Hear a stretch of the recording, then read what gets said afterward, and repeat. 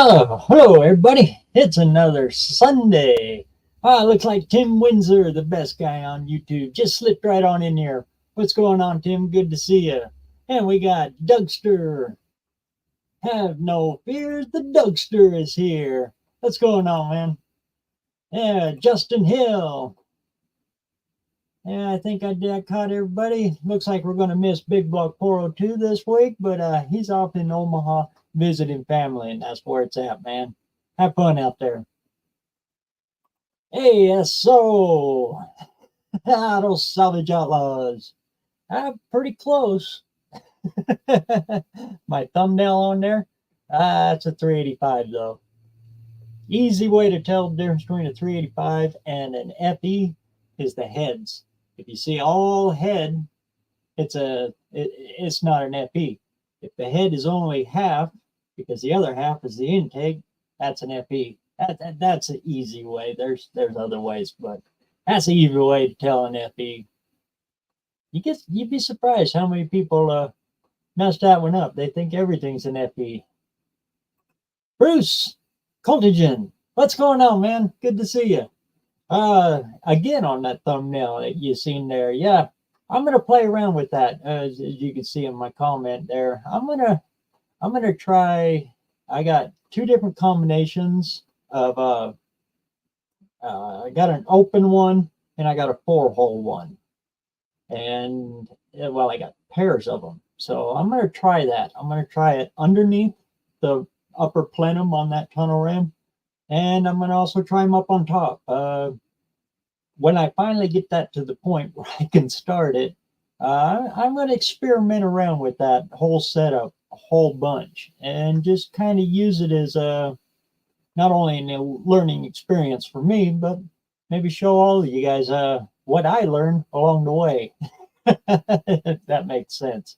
It's kind of my experimental engine. The whole car is, but all of them are.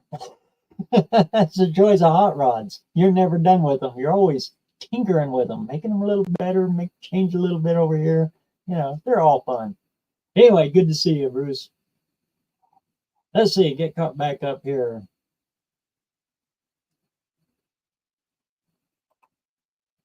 Not in the shop this week? Oh, no, not this week. Next week, I've got a wood stove. I bought a new, new to me, wood stove from cousin Mike's dad. I got to go over there and get it and clean out the back of the shop. You can see in my videos every once in a while, I got a chimney that runs down, but it ain't hooked nothing. And I got that gas furnace that's up there, but I ain't hooking that up until I get it fully insulated. But anyway, I picked up a wood stove with a blower on it and everything. I'm going to go ahead and stick that back there in the far corner and wire it and get it all plumbed in. And that's my plan for next week. And there's there's another one slipping on in. Got an 83 Dodge D100 half ton, little short box half ton, 4-wheel drive 83 Dodge pickup that I picked up, and I'll be dragging it home next week, probably Thursday. The truck is gone. The truck is trashed. It's just pretty much just the chassis. The shell of the cab is still there, and the little short box pickup bed on it is still there. It's got a good tailgate on it too. But what I'm going to do with that is I'm going to stick that 55 Dodge down on top of it. Just roll the cab off of it.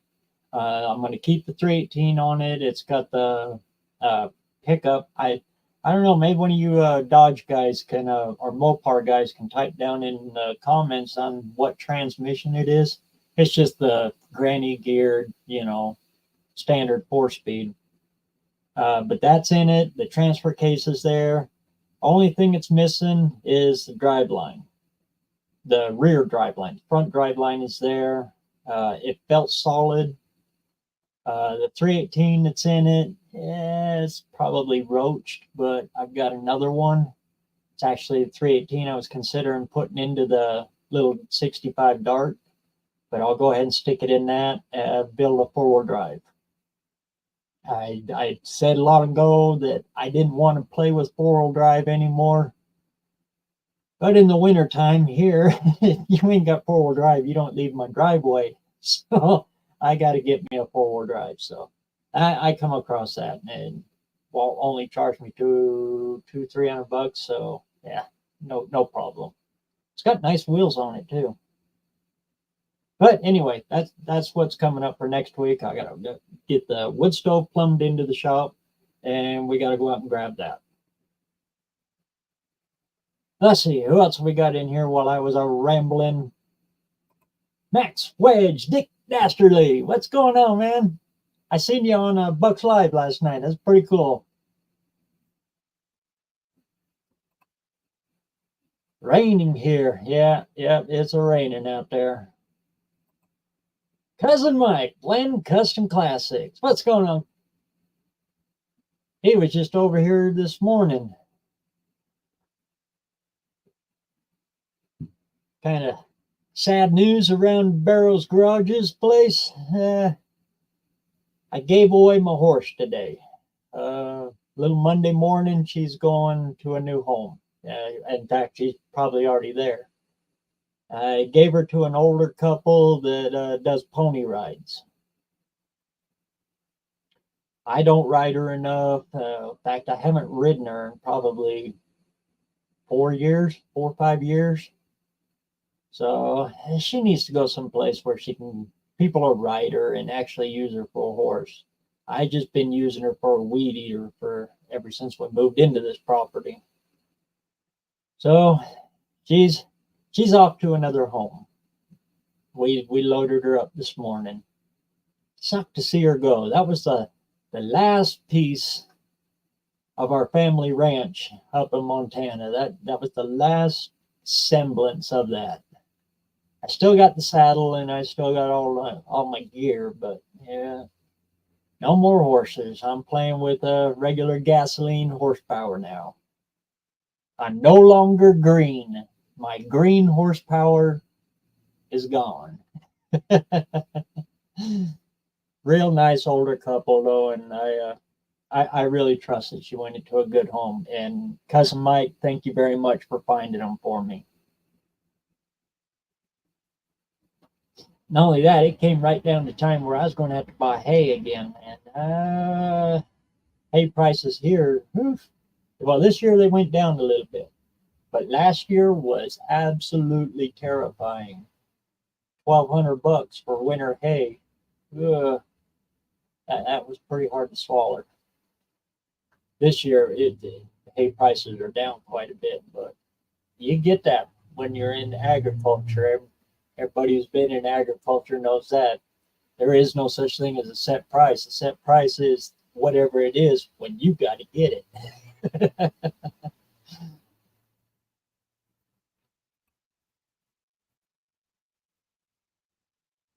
NP4 speed, can't think of the numbers, but it's like 452 or something. Number was a guess. Hey, I'll go with that, Doug. And it's gonna be what it is. I ain't gonna change hardly anything on that. All I'm doing is just changing the cab and front fenders. That white, well, it's actually a 57 Dodge that I have, and then I'll put the 55 front end on it. I like the 55 Dodge pickup front ends a little better. They kind of look like Mater, you know what I mean? And I got all that with the butterfly hood and that. I'll just throw that on there. Make her a little pickup.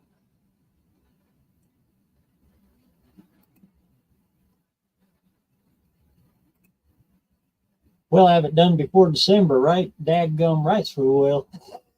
That little pellet stove it ain't enough.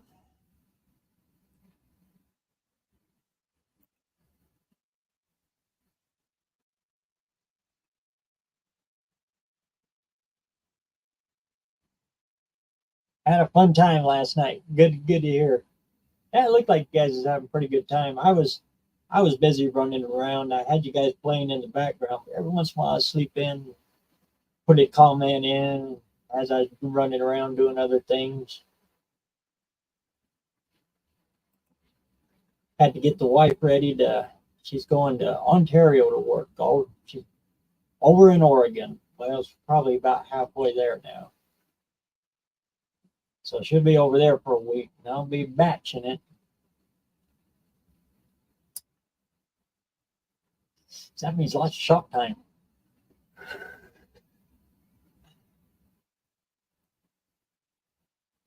Let's see. Whoa, get caught back up here. Looks like we got Dutch Guy's Garage just slid on in there. What's going on, man?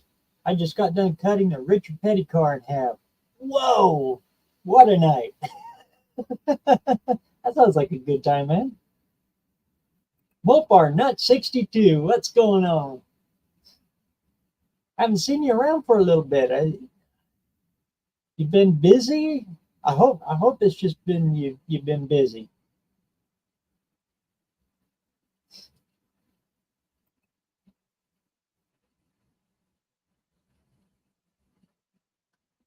Let's see, get caught back up. I mean, to have the truck finished before December. Like I said, Mike, if you want to bring that let's see, we're putting a 390 in it, right? We're gonna pull the 360 and put the 390 in it. You're more than welcome to pull that 390 over here, and we'll open it up, clean it up, regasket it, stick it back together, and then you just pull your truck up in and boom, we can get that sucker right in there.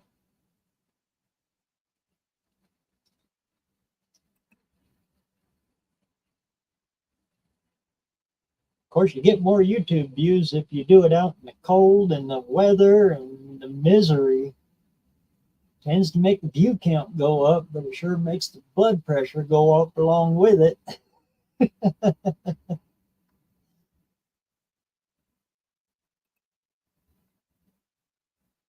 Being young means still wet behind the ears. I'd trade the wet behind the ears for the aches and pains, though.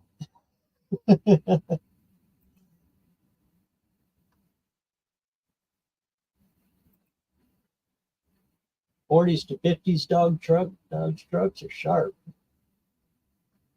I've been chiseling for years at a guy who's, what's that, 49. Oh, 49 Dodge Factory Black truck.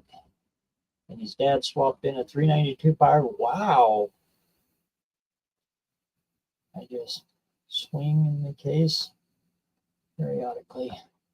Way cool. I hope you can get a hold of her. That 57 I got is actually a Hemi truck. But years ago, somebody had already swapped the Hemi out of, snagged the old Hemi out of it.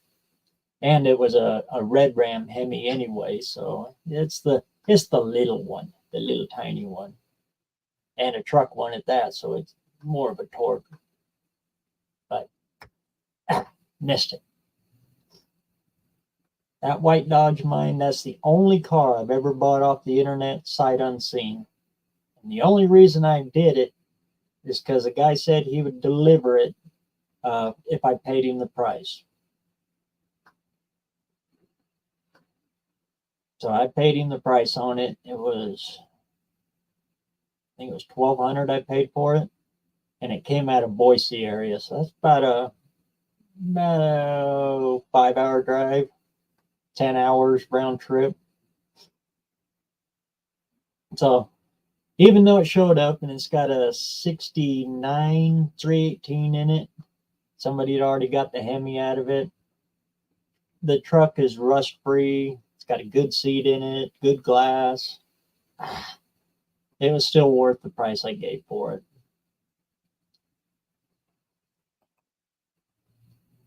But that's the first and only car I've ever bought off the internet sight unseen, and it's the last one I'll ever buy off the internet sight unseen.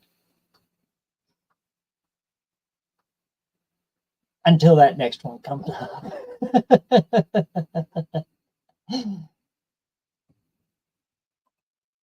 My new shop is 69 degrees right now. About 40 outside. Hey, sweet. It's nice when those numbers are like that.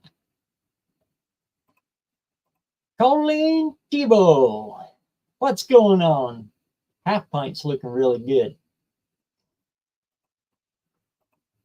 And there's the other one, Triple M. What's going on, man?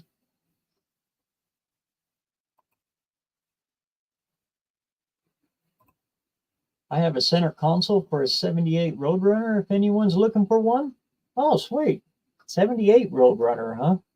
Those are the years you don't really hear too much about. Of course, I don't care what it is. Chevy, Mopar, GM, Ford, 78. Ugh, that's a tough year for all makes and models. Honestly, I think my favorite vehicle from that era, 78, 79, probably be a Datsun 280Z. I know, I said it, but I like those first generations.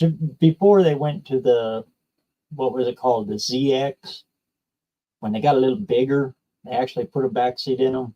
I wasn't too fond of them ones.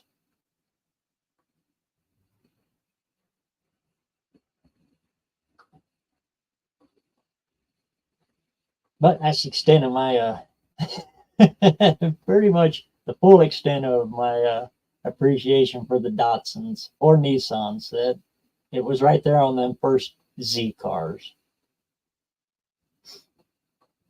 That you can get quite a bit out of those little straight sixes.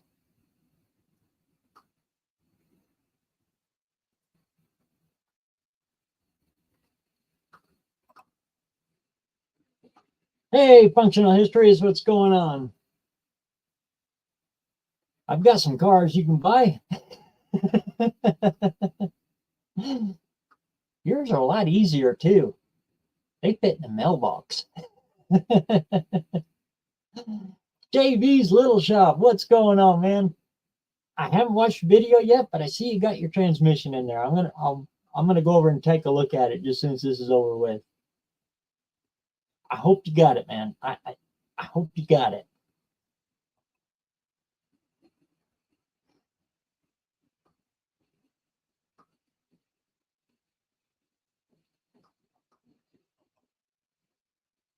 '78. Is that still a Cordoba? Cordoba?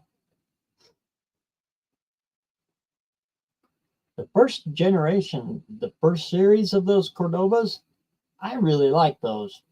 In fact, everybody says, "Oh, they're a knockoff of the Monte Carlo." I actually like them better than the Monte Carlo. Just the body style, the lines and everything on the Cordoba.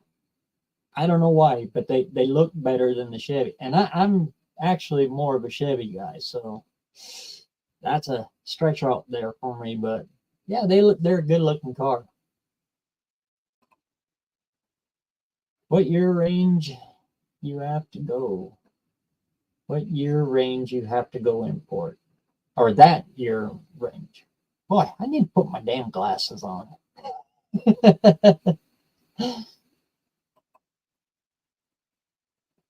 Yeah, the late 70s, they were pretty rough.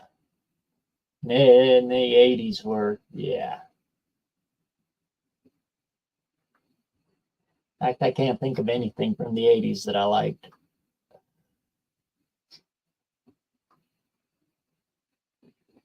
The pickup started to fall apart. The compression ratios got really, really low.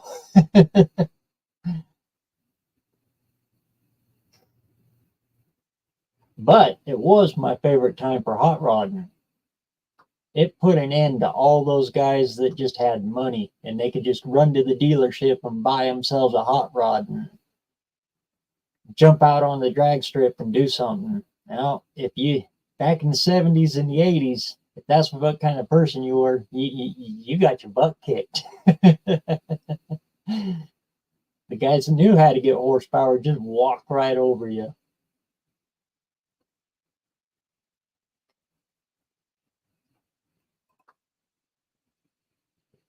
I still haven't figured out how I have two 78 Roadrunners, 80 Roadrunner, and the 93 prototype Roadrunner, huh? 93 one, huh? I don't remember that one.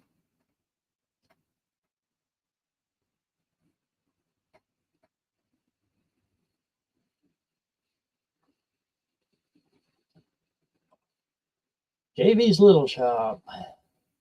Look what the book cat brought in.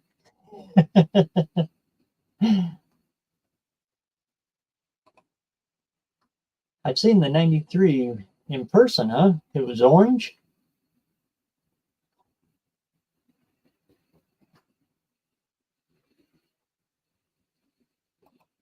Oh, looks like you done scrapped the car.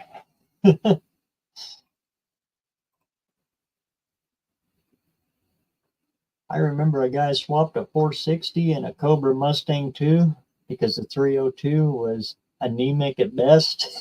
And you got to be careful what 460 you stick in there too. Oh, Lord. I got an 87 460 out there, the tall deck ones. That's actually the one I want to stroke. Put the 521 kit in it. that's the ones you look to stroke because the running gear in those is just horrible. And that stroker kit corrects all that. But anyway, it's got like, I think it factory books at like 215 horsepower is all that 460 put out in 87. It's got pistons that are so deep dish you could bake a pizza in it and sell it in Chicago. I swear. Hey, Jim, what's going on? I seen your video on your vise there. Boy, that's a pretty elaborate vise you got there. It's got the quick release on a work vise. It's got the quick release on it and multiple locking settings for it. Pretty fancy looking one there. I'd be careful beating on that one, but it should hold stuff for you.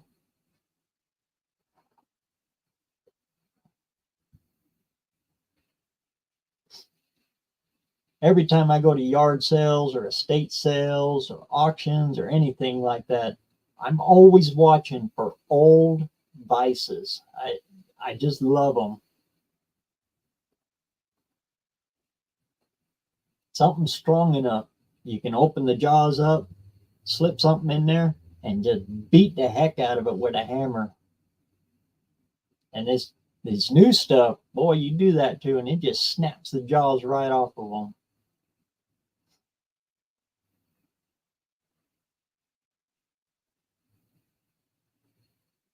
What I'd like to find is a Smithers vise. They're the ones that they got the, what do they call it? Sometimes they're called a pinch vise too. Um, Off the jaws, there's long legs that come all the way down to a pivot. So when you crank it shut up on the top, it uses that pivot force to come together. Boy, you get a good solid lock on them and stuff don't move. And because it's a Smithers vise, it's made to beat on.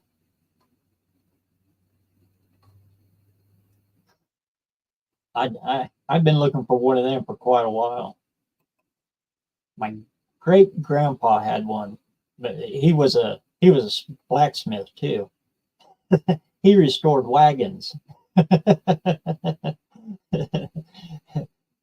We'd restored and played around with the horseless carriage. He was still playing with the horsed carriages.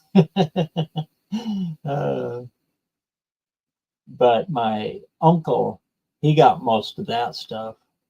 I still have his drill press and lighter stuff like that, but all of his smithing tools, my uncle got. I guess it'd be my great uncle. I don't know how that family stuff works, but I just call him Uncle Bert. Great guy too. Uncle Bert, if you're watching,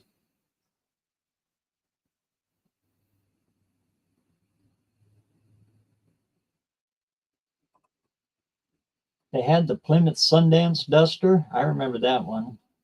They're going to ditch the Duster nameplate and install an IROC motor in the Sundance and call it the Roadrunner. That's the car I have. Quicker than the Spirit RT.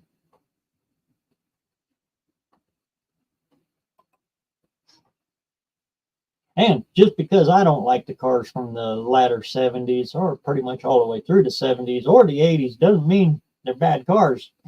They've got a following. And if that's the kind of car you like, roll with it, man.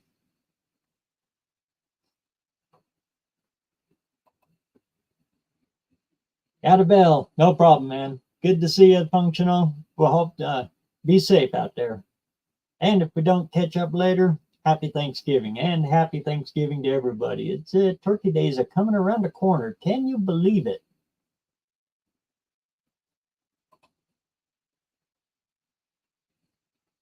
You've got a vise, a Smithers vise? Sweet.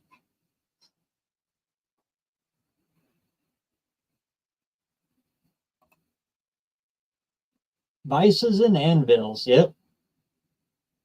I'm still looking for a good anvil.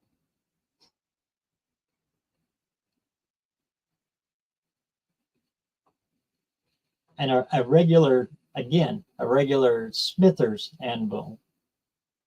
I've come across a couple of farriers, but a farrier anvil is made to be portable, so they're a lot smaller.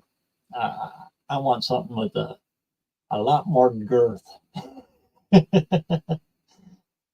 but still with the farrier's hook on it or horn. Boy, we've used that when my dad's got one, and we've used the Jesus out of that thing. Get stuff heated up, the torch even, and you got to move stuff around, lay it over that anvil, knock it around. Oh, they cat's meow. Or if you got two guys, one guy can run the torch and keep it warm, while the other guy beats on it and pull it up, and then the other guy hits it with the torch little with the rosebud on it. Kind of a poor man. Well, it ain't so poor when you're paying for a settling, but kind of a poor man's forge, I guess.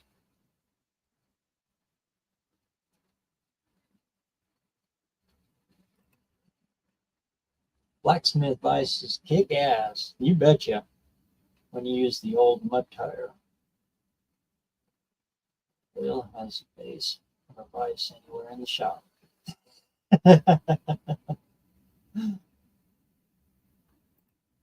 Turkey Day, yeah. Can you believe it? It's this coming up week. Black Friday sales. I haven't done Black Friday shopping in probably 20 years. That means I got to go to town and deal with people, and I don't want to do it. I'd almost pay twice price just to avoid going into the city.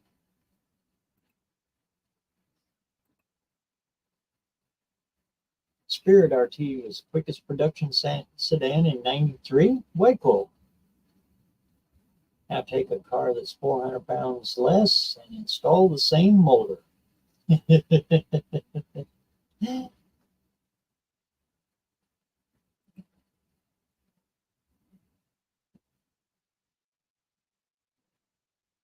And when they came and got Monday, my little horse, I had to go in the shop. I told myself I couldn't watch her leave. So she was all loaded up. They were getting ready to pull out of the driveway. I went back in the shop.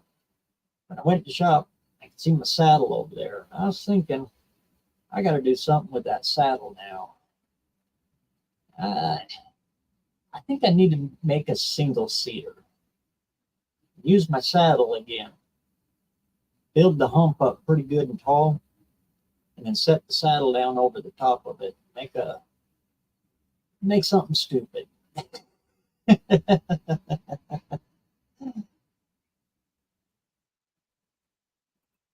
Hey, 6%. What's going on, brother? Good to see you, man.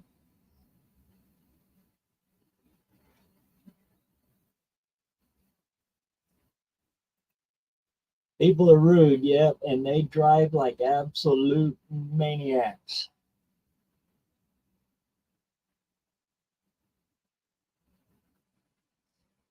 In our city here, in the little town of Idaho Falls, it's a little city, but it's full of implants.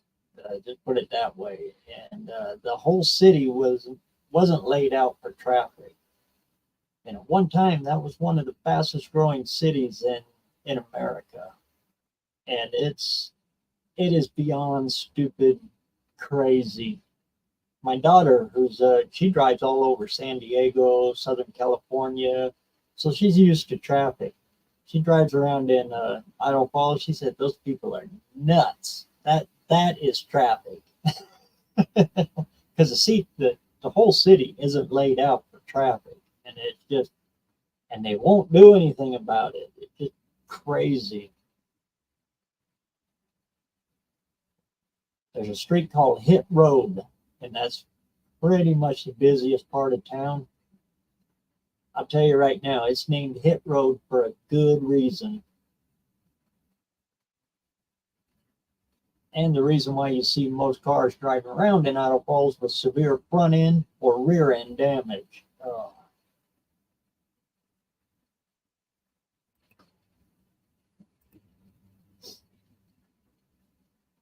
When I was in the know, it was actually $3.25 a pound for good anvil. SWAT ammo on side mount, work face. Listen to the ring. Better ring, the more money. Yep, I do know that trick. Kind of like testing for a crankshaft too. See if the crank's any good. You get that nice ring to it. In fact, I was going to take my guitar tuner out and set it up. I want to find out exactly what note it is.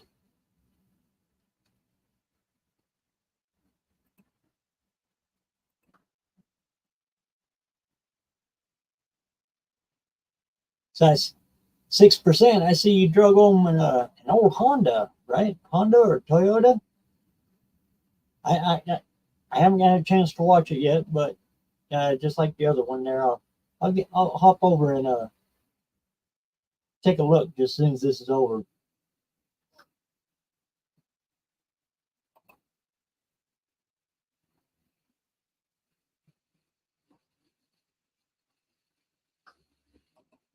It's really growing. Out of fault, yeah. Thank goodness it kind of mellowed out there for a while. Good Lord, they're almost. Idaho Falls is getting pretty close to touching Shelley now. Oof.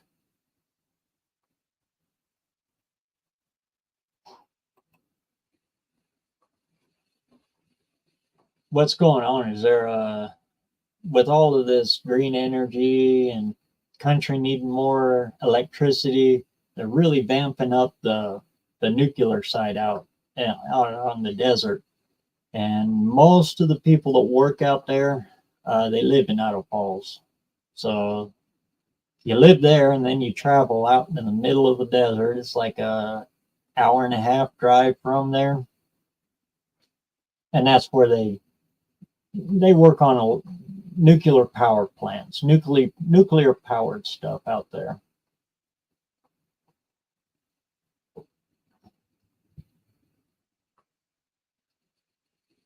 Where the first uh, nuclear power plant was invented was out there in our desert out there.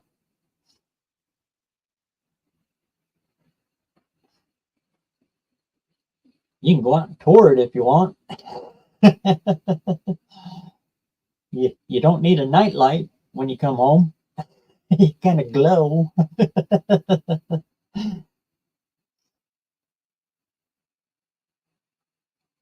And there was rumors that the Navy was going to come back.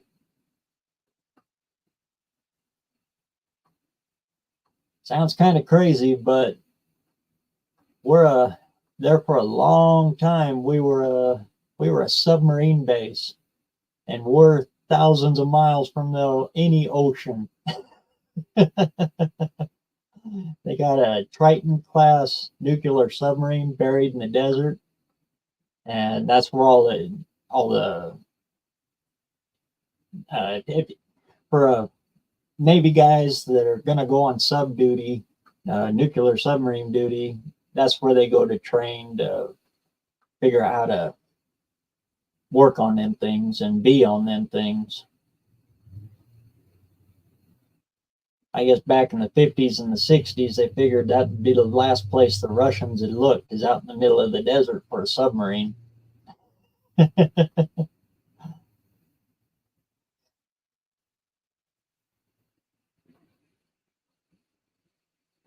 They were here until, oh, early 90s when the Navy finally pulled completely out and closed the actual base.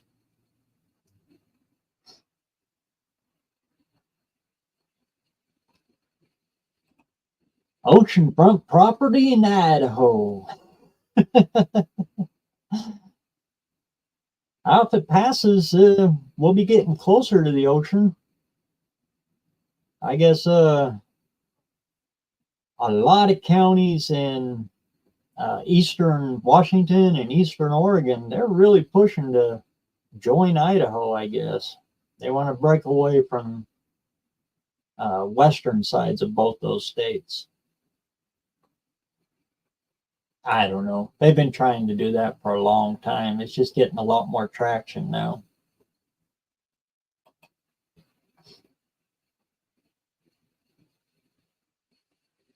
Which really does make sense because eastern Washington and eastern Oregon, they're a lot like my state.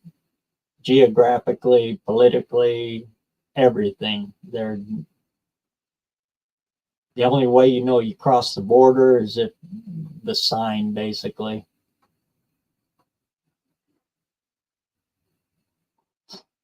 All the way to the Cascade Range. And as soon as you get to the Cascade Range, then, well, the whole state changes.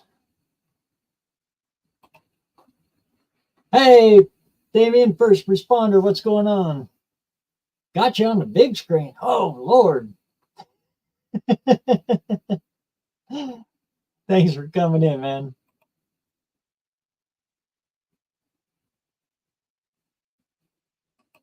Mohawk 62. What's going on?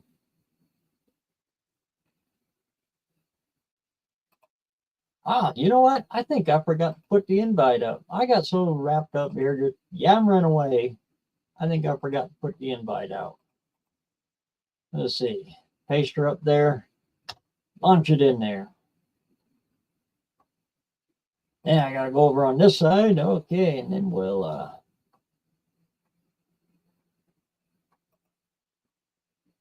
pin that. There we go. There's the invite. Anybody wants to climb on in, climb on in. We'll just talk about whatever we want to talk about.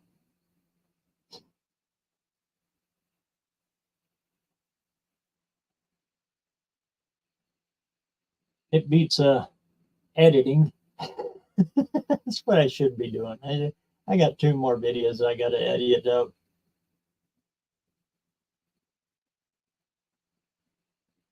Going the next 2 videos kind of be following my last video, trying to cover some of the basics for some people that are just getting into the hobby.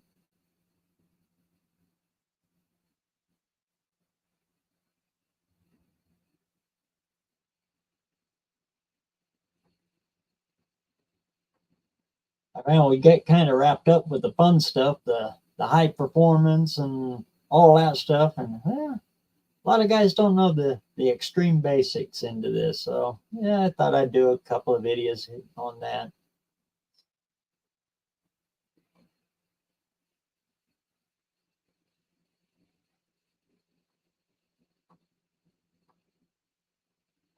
how to set valves, the difference between setting valves on a Chevy and how to do them on a the real easy ones, the solid rocker, shaft mounted rockers.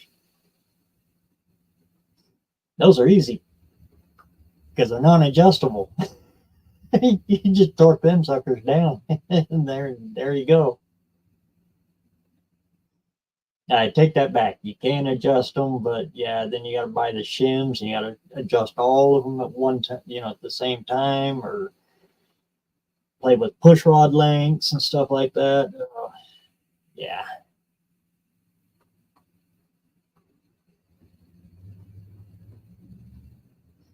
that is why I like the Chevy though. It's because they're adjustable valves. You can adjust them all individually.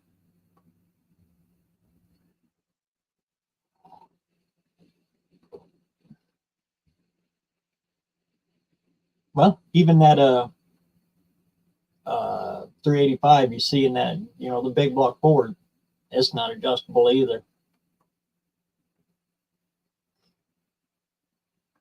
They do make a kit to kind of converts it over to like a big block Chevy style, but I'm not going to bother with any of that stuff. I'm just going to leave it the way it is.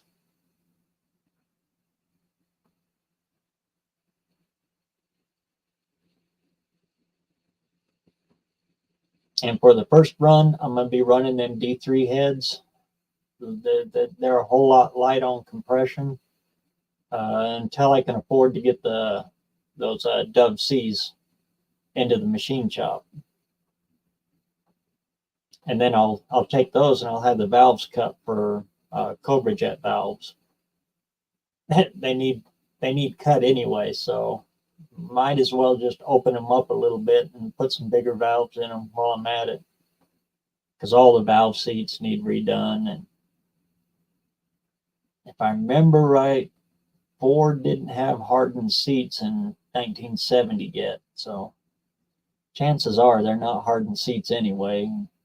Yeah, like I said, it needs done anyway, so while it's there, classic thing with the machine shop, once they get you in the door, well, as long as you're here, right now it'd be pretty cheap to just do a little bit here, and yeah, that needle will get stuck right in the arm, and yeah, go for it. Let's do it.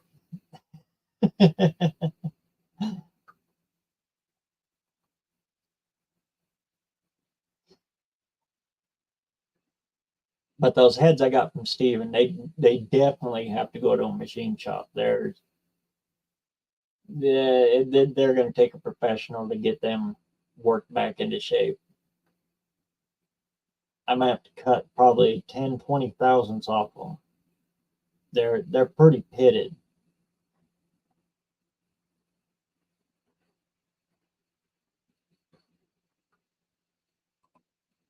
Ford started their hardened seats in 74, that late. That doesn't make sense.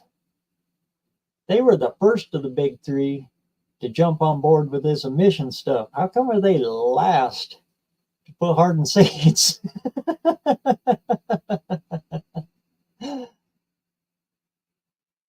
Chevy, they're 73 on a small block. I'm not sure big block right off the top of my head, but and no, 72. 72's had hardened seats in them too.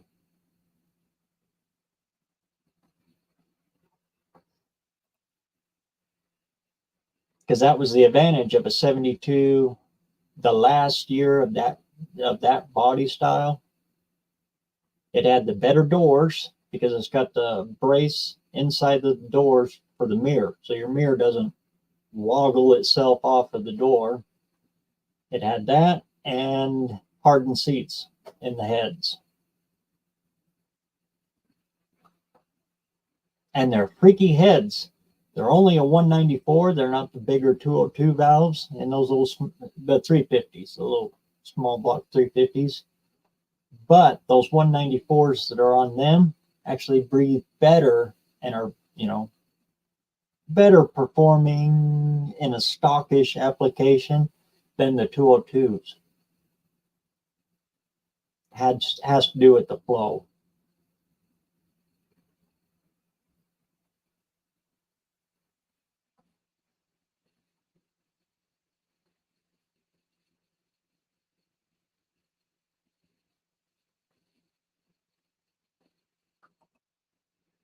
Because Ford guys have hard butts, so they wanted softer seats.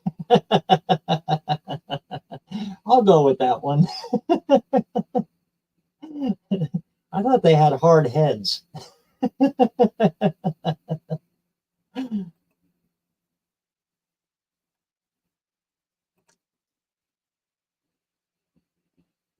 The Cordoba came with hardened seats from the factory.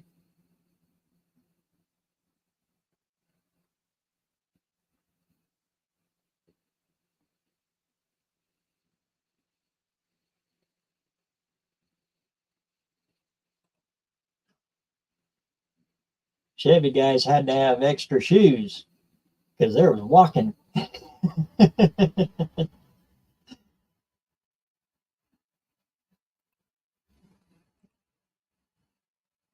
But it was just induction hardened, not hot coiled. I see.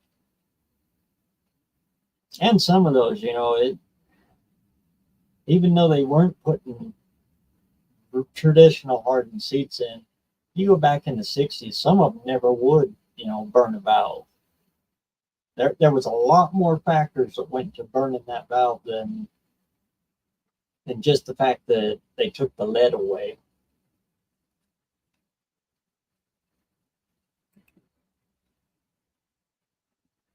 A lot of it had to do with compression and consistent octane. Like that's one of the videos here I got coming out this era next week. The evolution of octane and horsepower.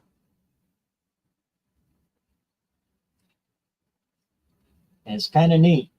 About 73, 74 is actually kind of like 53 and 54. It's just in reverse. 53 and 54, we were coming away from all of that stuff, and we finally got good rock solid fuel and octane. So compression ratios went up, horsepower went up. Unfortunately, in the 70s, it did just the opposite. It all went down. But anyway, I'll save all that for the video.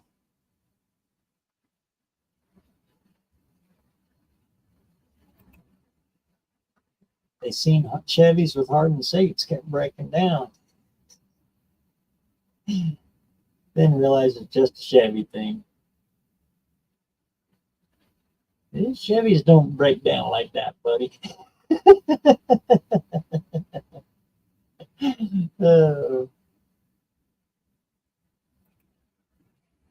I love them all.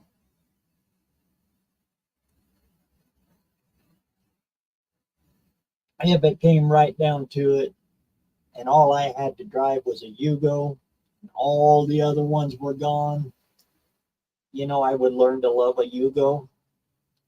But it would probably take that for me to love a Yugo. It was the last one there, and you had no other choice. Yeah, I would still, I would learn to like a Yugo.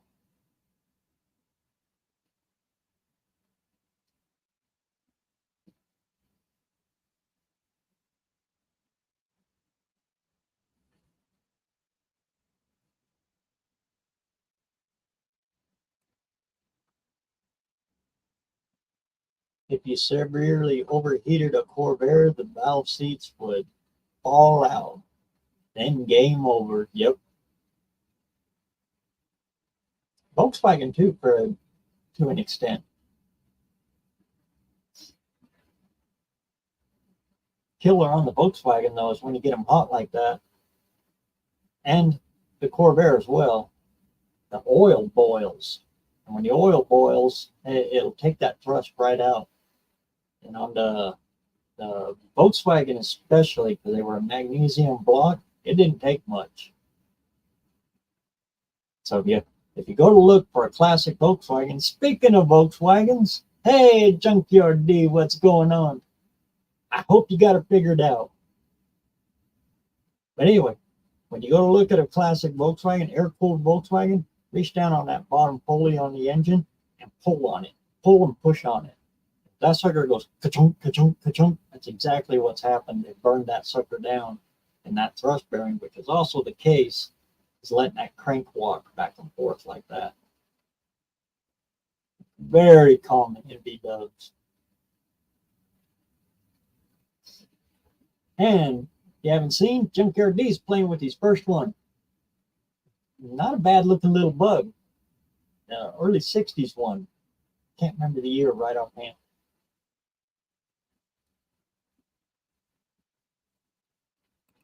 I know you'll get it, brother.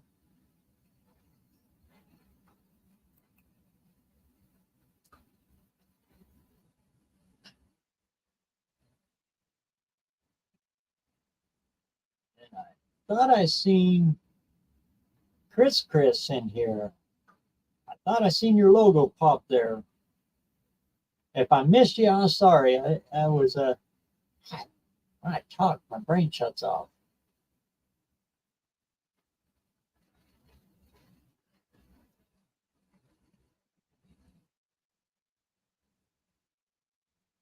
Anyway, like I said, I got my little link up there. If you want to join on in, hop on in. Never bored S10 at it.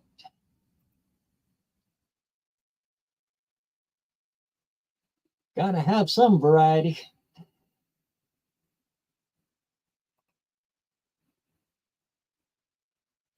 Lord knows I got plenty of it.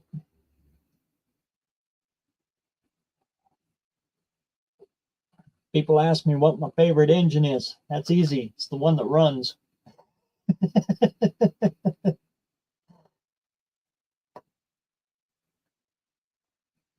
Now, in all honesty, I'd have to say my favorite engines of all times, the 430 Super Marauder. That one's like top shelf. Especially if you could find a 59 Thunderbird with the 4-speed, the top loader 4-speed in it. You need that bell housing because some of those came with the 430 Marauder in them. They didn't come with the Super Marauder, but they did come with the Marauder, and you got to have that bell housing. Because other than that, the Marauder only came in an automatic, and that was a nasty automatic. Horsepower sucking thing. But that's my A number one. The second one would have to probably be the W heads, the 409 Chevys, 348, that series and GM. I love those scallop valve covers. They just look just fantastic. Then after that, the Buick Nailhead. And I'd say those are my favorite all time. The last two are just for the looks, but the Marauder, oh yeah, I want that one for performance. And then of course you got to throw the Hemi in there too. I don't care which one, baby Hemi or the 426, it don't matter. If it's got the spark plugs going down in through the valve covers, I mean, yeah, that is just cool.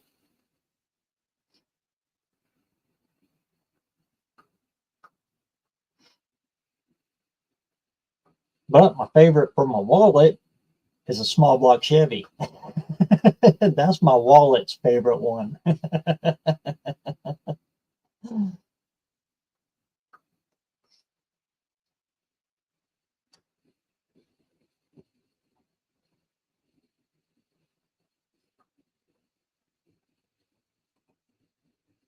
I wish I'd put that 430 in my 62. Oh, me too, man. I tried to convince you on it. And I get why you didn't want to, because they were both good cars, and you didn't want to break them up. But yeah, especially where that old Mercury ended up, oh well, we'll find another one someday, somehow, somewhere. But even with that nasty slush box automatic 59 Mercury automatic that was in there, that thing, you couldn't hold the tires down on that old big Mercury. It was a 59 four-door. Wasn't a Park Lane, I don't believe. I think it was a Monterey. No, it wasn't a Monterey. What the heck was that, Mike? Anyway, that thing had shift gears, and like I said, it was a nasty non-lockout slush box, ugly transmission, and that thing would bark tires in every gear. It was a Park Lane. Massive car, huge. I don't know what the curb weight on it. You look it up and it just says, wow.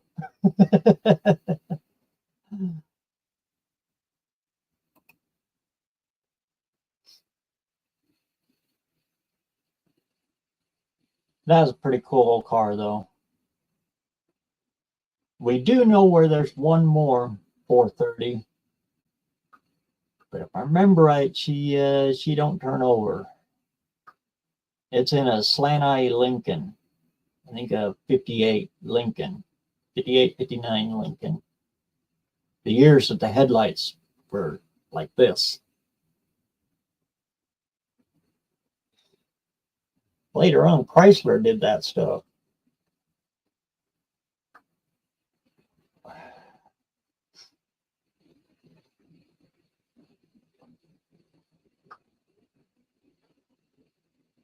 It's out there at our favorite junkyard. I almost convinced Mike to bring that car home once. I even handed him the money and said, here, take that car home. And yeah, no, not yet, not yet. 4,500 pounds.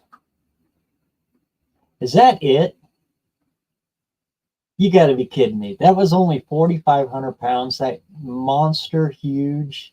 That I would probably, yeah.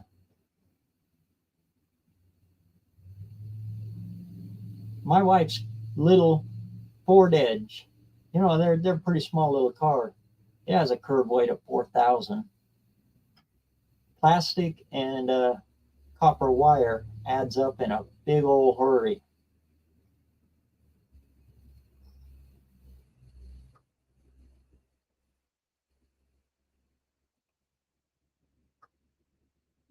Should have put water down.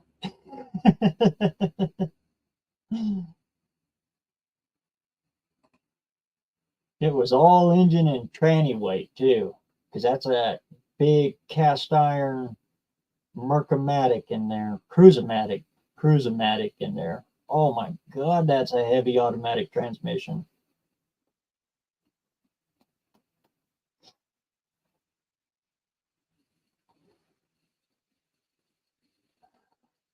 When Cousin Mike sold it to another guy that we know, he tried to get me to buy that car after that. And yeah, I was close a bunch of times, but not for what he wanted for it, and because I just wanted it for the engine transmission. But I was looking all over for any kind of way I could adapt that Marauder to a modern transmission, and they are out there. But good Lord Almighty, I built cars for less than that adapter plate.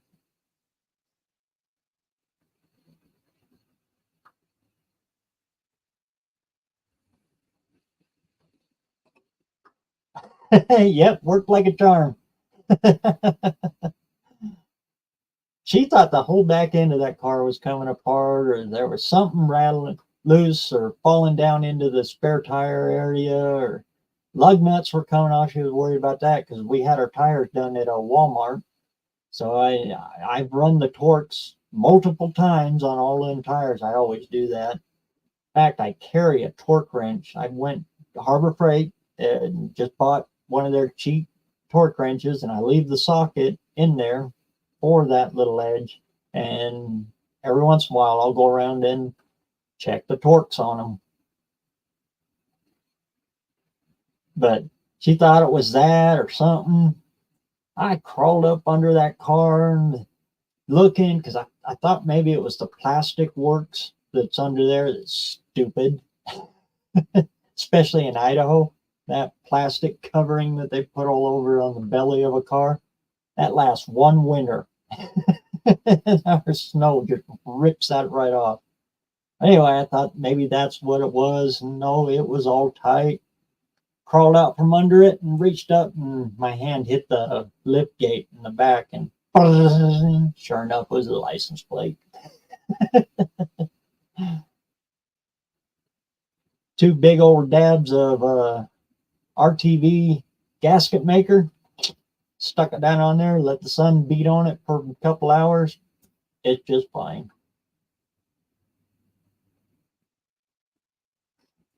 B&R Racing, what's going on, brother?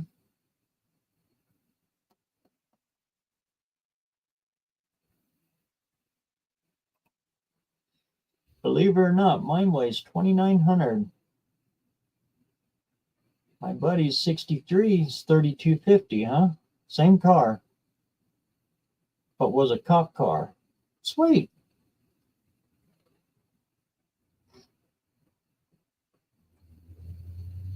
Yeah, that was one of the primary reasons why I really wanted to do that little 58 Ford 300, because it's only, I think it curb weighted at 2,900. They're very light cars. Everybody says, you used to tell me, oh, you like those big old cars of the 50s, huh? They're actually pretty small. They look big, but when you're on them, they're actually really, a lot smaller than what you think.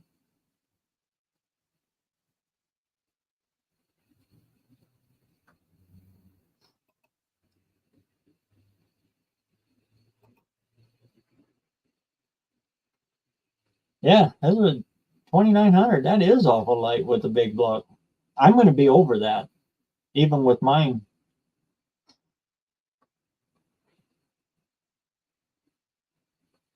But about 35 is my target.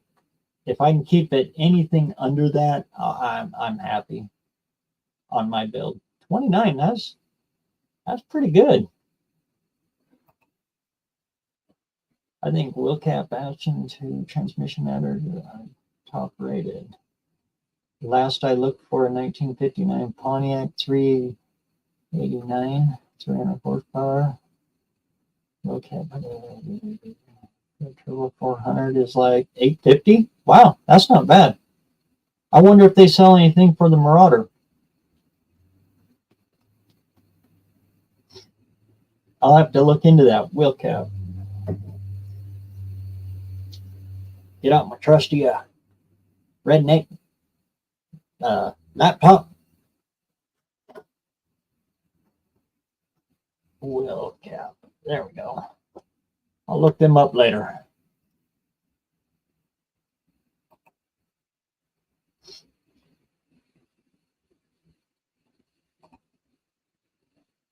There's another engine to transmission adapter company that supplies a dedicated Chrysler style mini strider for their kits. It will come. That's not Transadapter, is it? Transadapter builds almost anything for everything.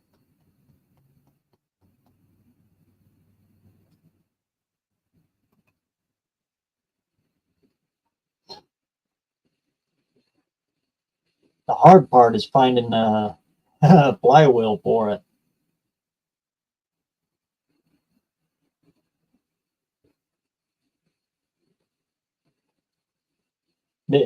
To go standard, and I would love to go standard with it.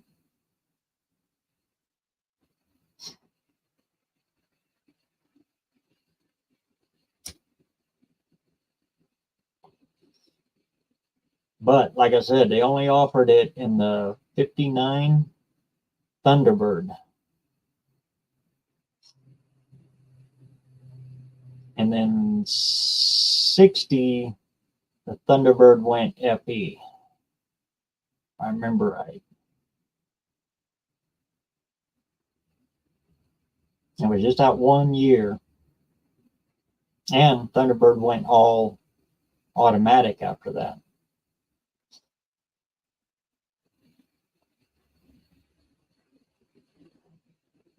And not all 59 Thunderbirds were standard either. So it was a special ordered package. So that makes it even rarer.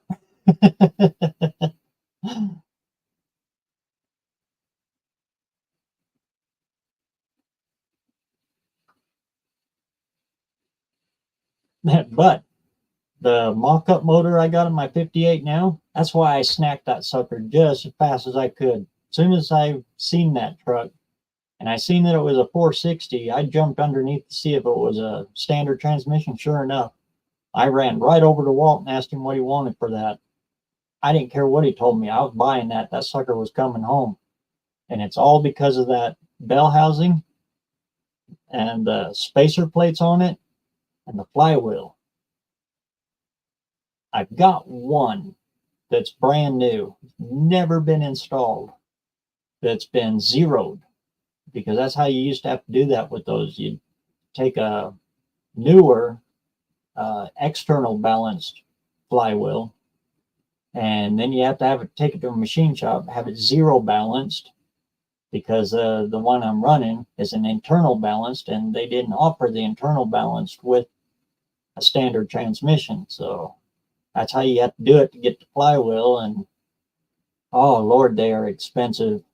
I think it's about with it and the clutch pack, it's about $3,000 that I got sitting on that shelf there with all the custom work and stuff to make it fit an internal balanced 460.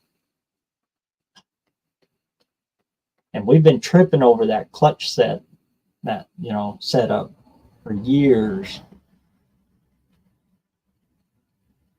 A guy was going to put it in a Ford Ranger that he was building into a rock crawler, and he gave up on it because 460 was too much engine weight up front for rock crawling slow down in Mohawk, Utah. And he decided to go a different route. He ended up putting a 4.3 V6 in it, Chevy V6 in it instead, which blew my mind too, because the 4.3's got very little torque, low RPM torque. And so I don't know. That guy does all kinds of weird stuff. he likes to tinker, is what he does. Anyway, my dad was helping him build it, and well, when it came time to pay the bill on what Dad's labor was on it, he said, just you keep this clutch pack for your next project. We'll just call it even on the labor. So after about 15 years of tripping over that dang thing, I'm finally going to stick it in something.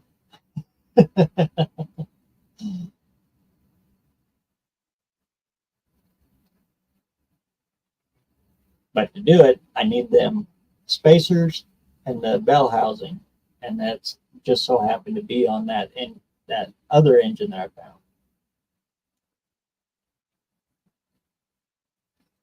And I bought the whole thing for $200. So now I got another internal balance 460 to play with.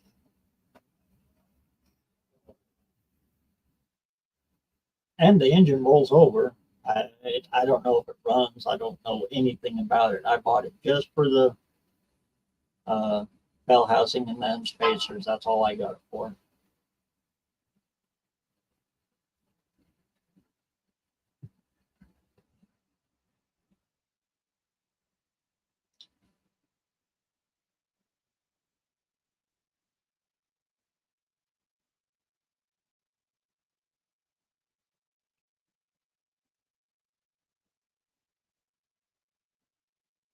I like the oddball early engines too. Yeah, me too. History in them before the muscle car era. Yeah, the Ford Y blocks, the Studebaker and Packard. Uh, they look almost identical. They're not identical, but they look almost identical.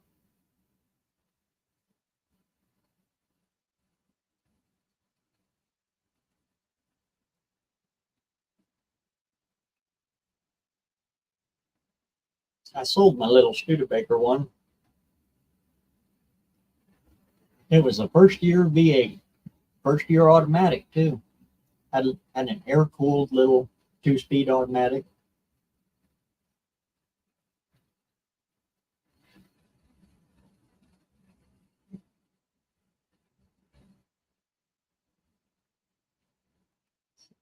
Yeah, the old W head. Good Lord, that's a good looking engine.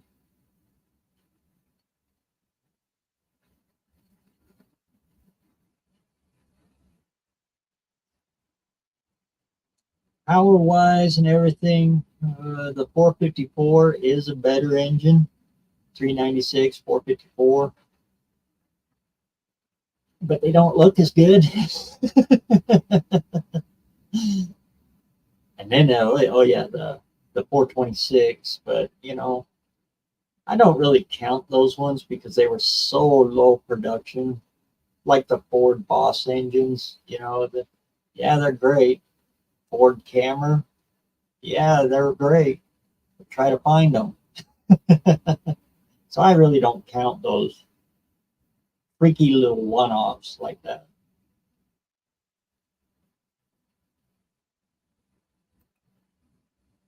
Packard 10 Twin 6, those are cool.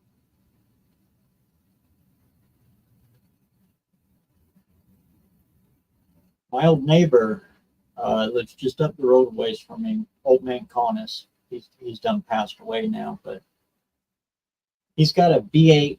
It's just the V8, but they did come in more than that. The 1912, 1913 Cadillac. That is one cool V8 engine. It's they're almost together. The V on them is about like that, and the intake manifold and the exhaust runs off the same side, like a straight six. It just they're up here like this and off of each side. Really weird looking. Little updraft carburetors like a tractor, and the valve covers almost touch each other in the valley. Neat little thing.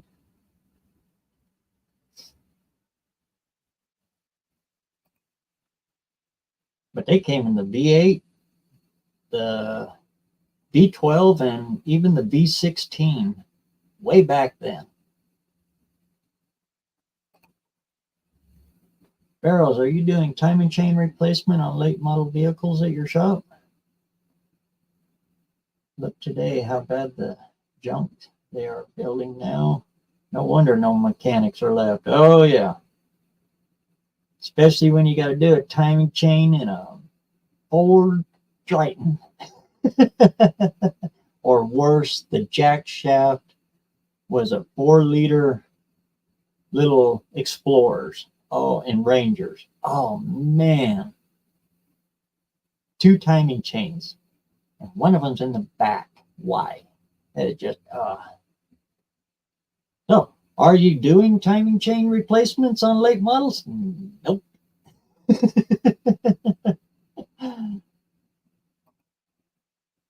We got Doc in the house. What's going on, Doc Art? Good to see you, man.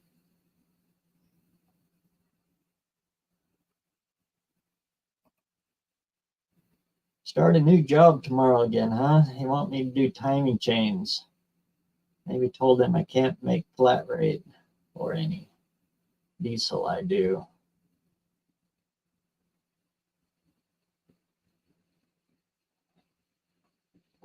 The biggest ones that I know you'll probably still be doing are, like I said, modular Fords. The best tool you can buy is the actual timing tool for them.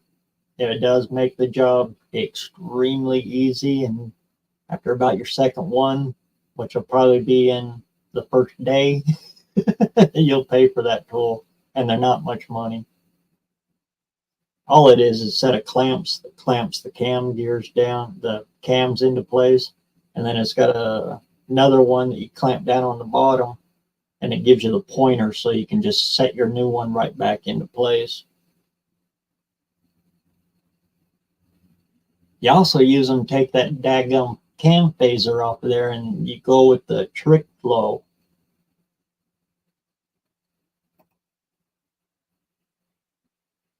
Cam phase elimination kit, and it makes it all direct. But then you got to flash the computer and all that stuff. Oh man, you're making me shake just talking about it. I'll just talk about something else. Put a timing chain in a small block Chevy. That's a lot easier.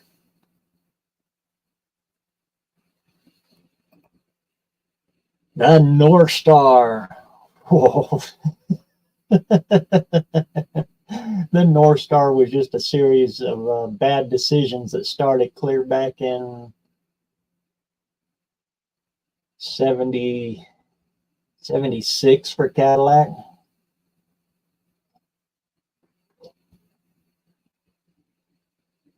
When they first introduced the 468 engine, oh, and that we're talking back in the 70s, things are just garbage.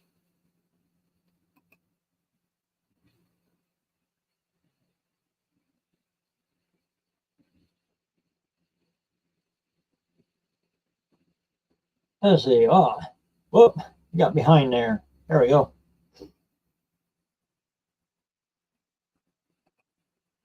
The Coyote.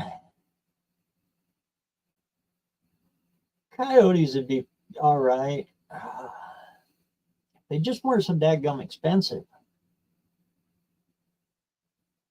And of course, they've come down quite a ways, especially since the Godzillas are coming out now, and there's enough of them out there that they're starting to come down a little. But good Lord, there for a while, you could do 2 LSs for the price of 1 Coyote.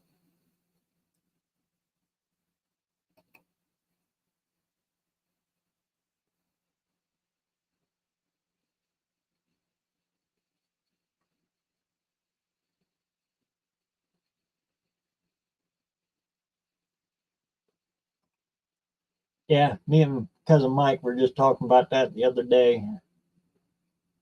For me, the cutoff on trucks for Chevy is 72. When they changed to the square body style, I stopped liking them.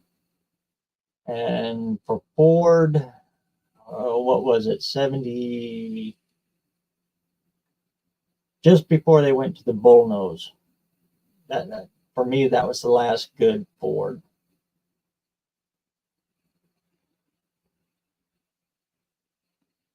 Dodge. For me and Dodge, it was the swept side. That was the last good Dodge for me, in my opinion.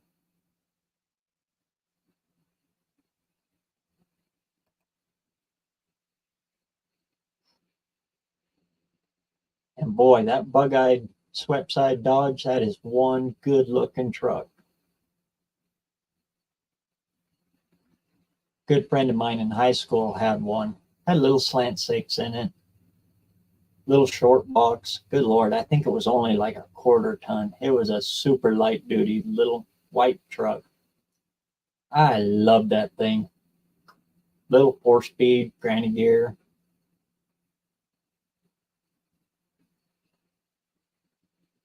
But working on that thing, oh, I just absolutely fell in love with that truck when I was about, oh Lord. It's when I had my first driver's license, so I couldn't even drive at night yet. In fact, it had a hole in the radiator, so it would constantly leak out just a little bit. So we'd pull it into the car wash, back when we had a car wash here in our little bitty town. Lift the hood up, because that beautiful hood just lifts straight up. Pop the cap, and then take the the nozzle, because the nozzle would always spray just a little bit of water and stick it in the radiator, fill it up, put the cap back on, close the hood, and we'd drive around until it needed it again. Yeah, it was a good little truck. They used it out on the farm, moving stuff around and stuff, moving hay bales around, light duty stuff. He grew up on a dairy farm out in the little town of Rose.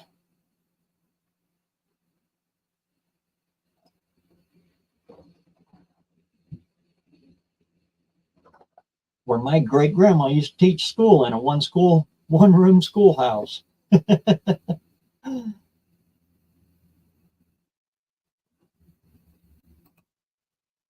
Coyote is a cool name for Ford, but try as it may, it never caught the Roadrunner. Beep, beep. Nope, he did. He caught that Roadrunner 3 times, and he was one smart dude because he let that sucker go each time he caught him. Because if he would have ate that Roadrunner, he would have been out of a job.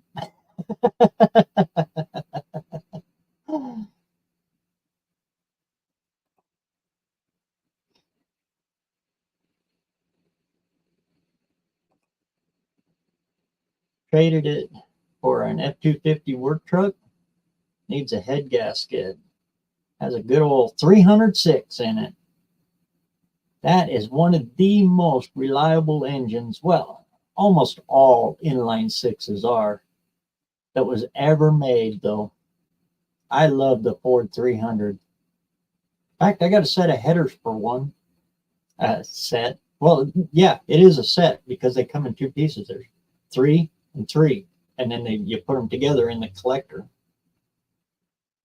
God, they made stuff so nice back then. They separate so you can get it off and out of the way to work on stuff. They need to keep doing that kind of thing. I wish somebody needed to put me back in the fridge.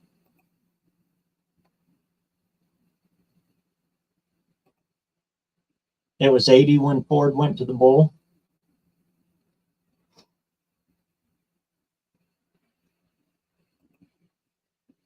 .300 Ford is my favorite engine for Fomoco.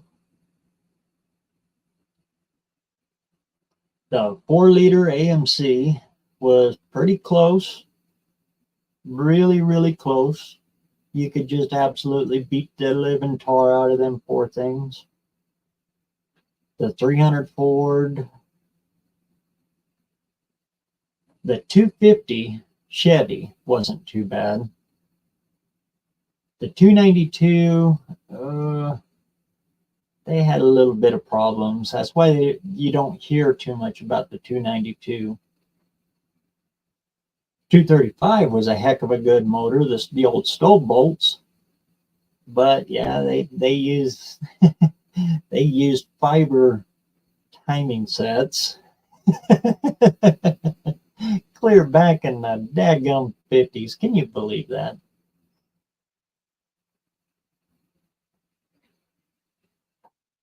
And again, like I was saying, the Datsun inline 6, oh, that was a great engine.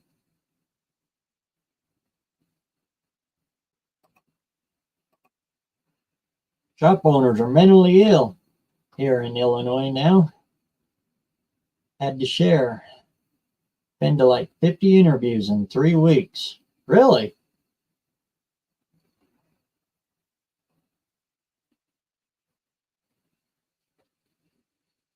Shop owners in this day and age, though, yeah, they're all mentally ill.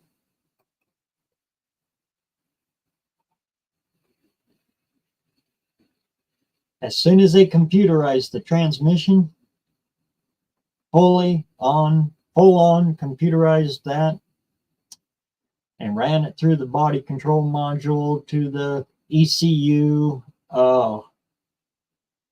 things got tough. Things start, and then it just sprouted out from there. Now the ABS is connected to it, and oh, good Lord. Tire pressure dictates how the transmission shifts. So you can't even change tires. You got to run standard oil air pressure in your new cars and new trucks now. Good Lord, you can't change or play with stuff anymore. Sad.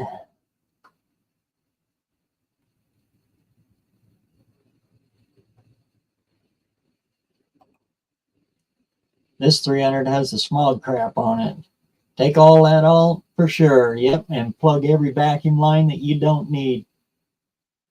Those things don't make a whole lot of vacuum anyway, and they suck all the vacuum off of it, running things as crazy as your heater controls. That's one of my big, and that's why you don't see me play with too much in the 60s and 70s, because yeah, vacuum line nightmares. Pull all that stuff off of there and just let the engine just let the engine have what it needs, what it wants. And run cables to all of that stuff. Why they decided to run the heater controls on vacuum, engine vacuum, is just beyond me. It's not the old cable drive systems. They're not that hard. And a lot of them, they still have the cable anyway. So yeah, I've heard a lot of people say, yeah, but those old cables, they get rusty and everything, and then you break the handles off. Well, those old vacuum systems, a lot of them have still got the cables. They just have the vacuum actuator pulls the cable. Yeah, I don't know. It just baffles me. And pop-up headlights that run on vacuum. Cousin Mike here, he had the best pop-up lights ever on his little Opel GT. They were hard linkaged to a lever on the console. You pull that lever and zoom, and they flip over. Those were the best pop-up headlights I've ever seen, because they always worked. Ford 300 can push 625 horsepower. Woo! Probably 1 million foot-pounds of torque.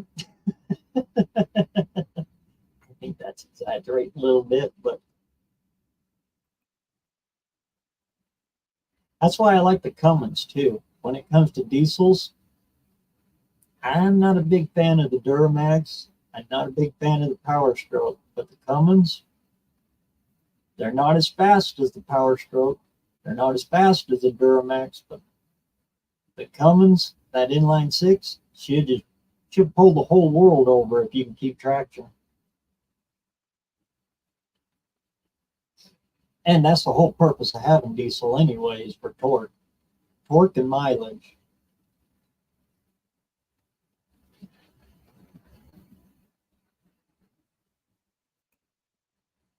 I love the 250 Chevy. And the best thing about the 250, the 240, 250, 292, they casted in the bell housing mount onto the back of the block.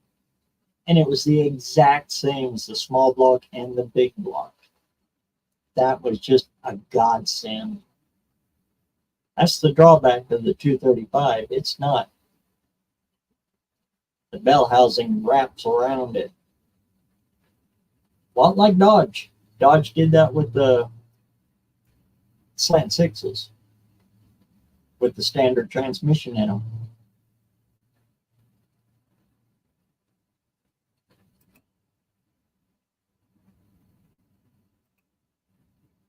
.460 and 302 Fords is what I like.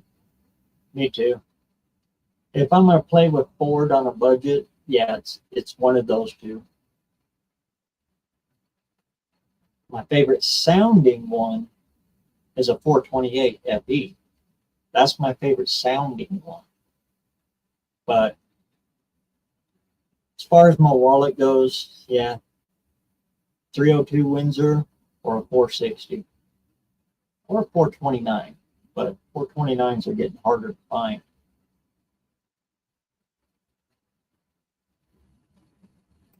The good ones, 68, 69. Later on in the 70s, they put the 429 industrial in some big trucks, but it's a completely different animal.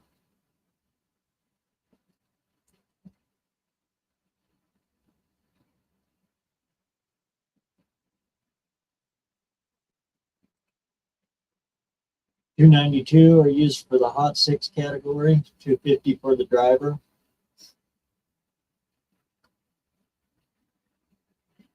My 58 Chevy. You guys haven't seen that one on video yet. It's up my mom's place up in Taylor.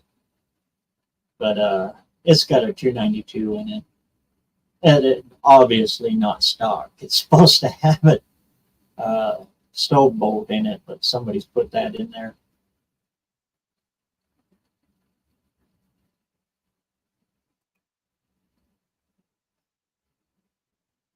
And it's got a Pontiac Trans Am rear end under it. Because I locked up the rear end when I was a teenager.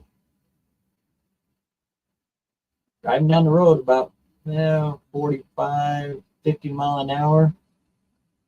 That sucked that rear end, let loose, and whew, locked up both rear tires. Slid it sideways, coming down into the borrow pit, and I was steering it off the road. Both back tires just locked up solid. That was fun getting it on the trailer.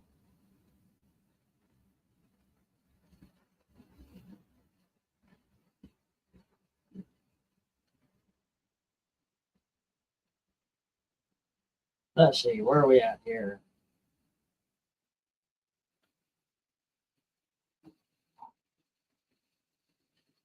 Hey, there we go. Will he do it? And bet he don't. What's going on, man? Coming 6, isn't that's what at the center of the earth keeping us spinning around? I think so. I think you're onto something. Like I said, they're not nothing for speed, but you want some good, hard, grunting, just good towing. There's a reason all these big rigs, all these big semis are all still an inline. And that Cummins, she just keeps right on rolling.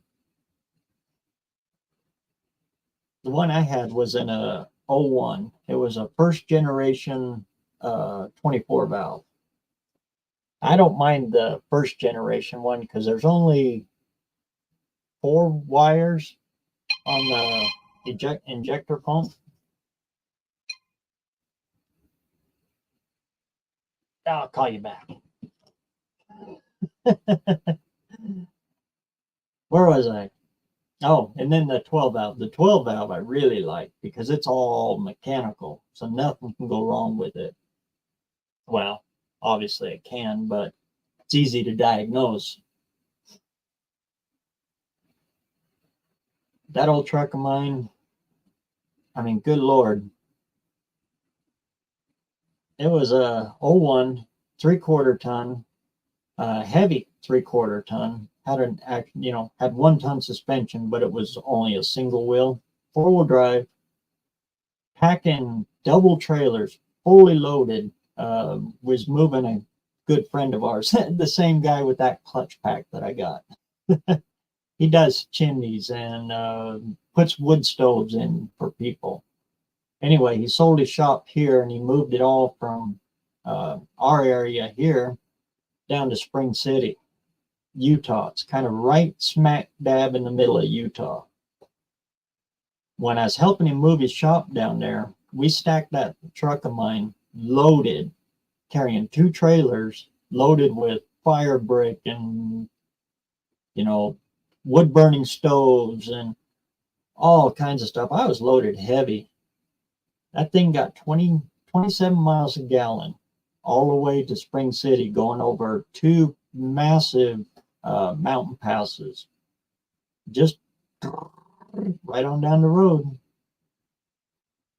Blew him away because he's running on a Ford Power Stroke. And that thing, it took a full tank on that out of that Power Stroke just to get to Spring City. And it took me a half a tank. Just to give you an idea of the difference in mileage.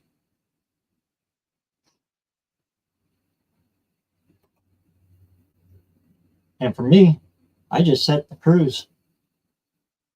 But mine was also 6-speed standard, which was an utter pain in the butt. Because there's only like maybe 200, maybe 500 RPM difference between each gear. Very close ratio.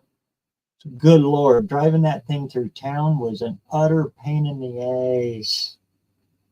You would shift it twice just going through an intersection. But you get it out on the highway, which is what it was meant to do, and just let her roll in overdrive and set the cruise, and she just kept right on rolling, just sipping that diesel.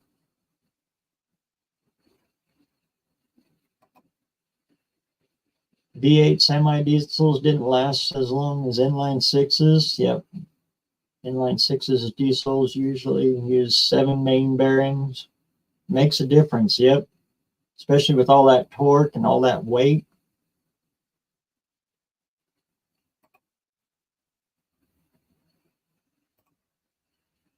If it wasn't turbo from factory. Do not turbo. Yep. You'll bend the rods like question marks. Yeah. We've got a, oh, what size is that? It's a monster. It's a 9.5 liter V8. It's an international V8, but it's a non-turbo. It's in a Bluebird bus, or no, a Thompson bus. It's an old school bus out behind my dad's place. That thing runs like a champ. Old, mechanical injected, everything. V8, but you can't turbo it, just like Dougster's saying here. And it's a route bus, so it's got really low gears in the back. So it'd top out about 55, 60 mile an hour or so.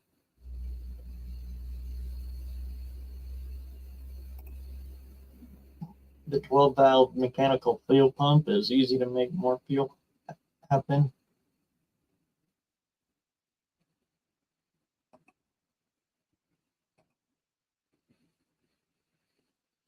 Yep, that's the beauty of an inline. They self-balance.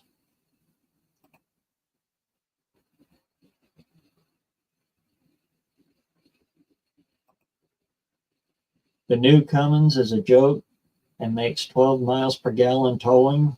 That's all of the emissions and stuff that they've done to them. Like I said, the first generation of the 24 valve, that's my limit.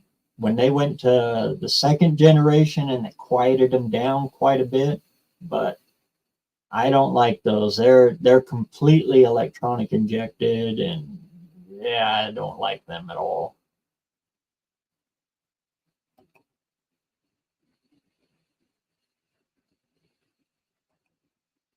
What's in the Thompson? International.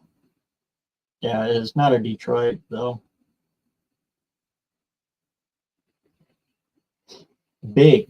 It's monster. One of these days when I'm over to Dad's place, I'll do a quick video on it. We've been trying to figure out how to do a cat rod out of it, a big rat rod out of it. Actually thinking about making a car hauler out of it and designing our own rollback for it. Just looking for a cab that we can put on it. But sometime when I'm over there, I'll get good video of it.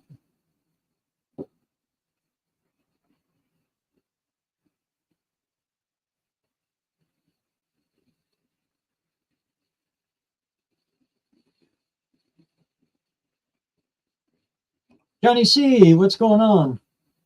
I wish that I still had my high school 67 Camaro. Oh, yeah. It had the 250 with the manual floor shift. Oh, those are sweet. It was peppy. My current Malibu has the 250 with the power glide. What a difference. Oh, yeah. That's about the worst thing you can do with an inliner, though, is stick it behind an automatic. The little Camaro was sporty. I'll bet it was. And those are my favorite kind of Camaros to get, and Mustangs. Everybody wants the big V8 super one and everything.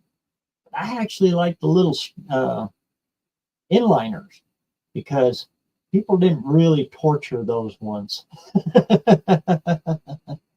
So when you find those ones, they're generally in a lot better shape. Or the Firebirds, the little Firebirds with the, oh Lord, they had that little 4-cylinder in them, the overhead cam.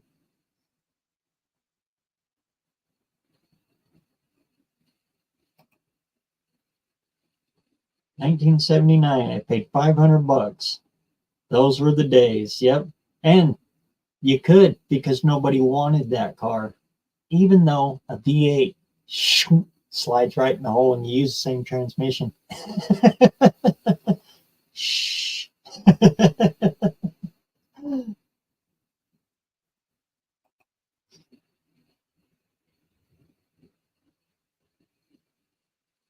The springs are even the same. Front suspension's even the same.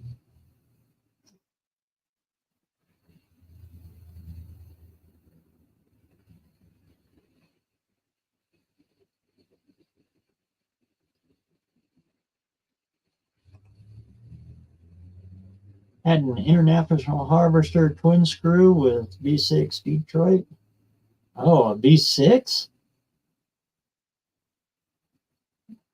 What's the engine bumped over? I was just going to say, did it do that? Yep.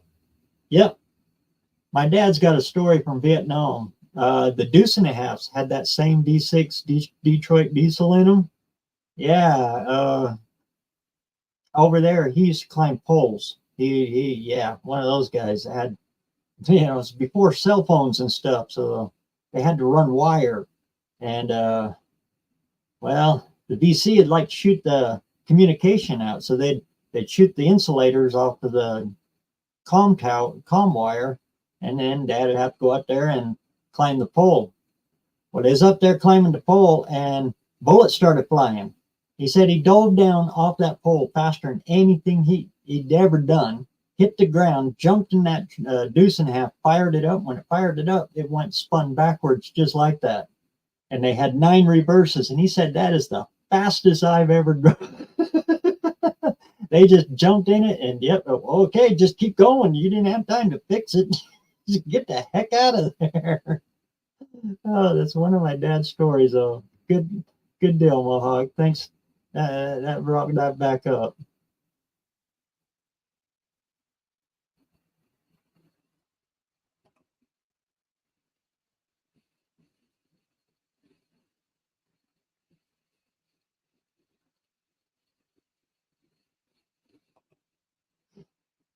It backfired when it kicked. Boom. Just like he said there, they'll spin backwards and they'll run backwards.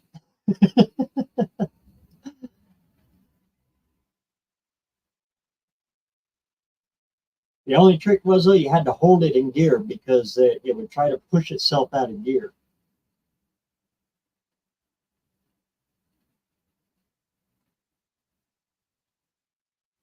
'90s to about 2000, Detroit diesels were pretty good.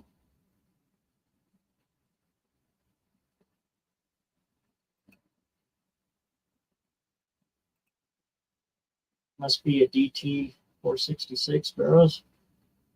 Good one. Thanks.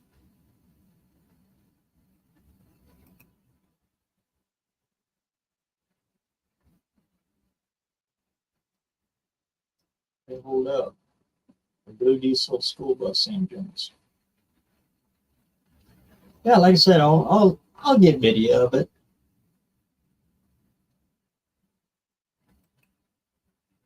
The guy we got it from, he'd already cut half of the bus off. In fact, my dad's using that the half piece of it for a kind of a makeshift garage for projects. But but he was going to build a tiny house on the back of it, build his own motor home, basically.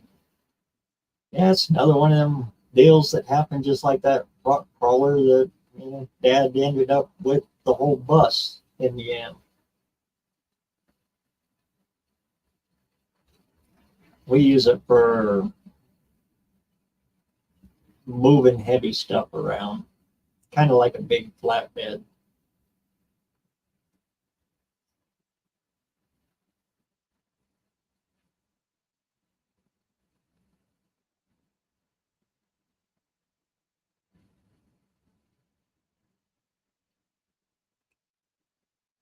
My first car was a 67 Camaro convertible, 350 dual quad, 4-speed. Hey, wow.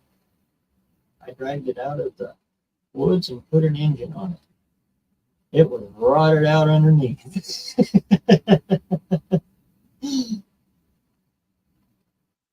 Sounds like that 67 Mustang that I got my hands on. Oh, that was the one that way back in the late 70s, early 80s. Belonged to a very good friend of ours. Him and my dad, they put a straight axle under it and put a 429 in it with the tunnel ram. This build I'm doing now, bringing back a lot of memories of doing that build. And then they lightened the car. It was a 67 fastback Mustang, but yeah, it's a Mustang, so it's pretty rusted out. And what wasn't rusted out, they just cut and cut and cut and got as much weight as they could out of that car. A long story short, after drag racing it for about 5 years, by the time I got it, that whole car was twisted. The passenger door wouldn't stay open anymore. You couldn't close it, and it was just because the torque of that motor and everything just twisted that thing. And the trunk was completely gone. Oh, that poor car.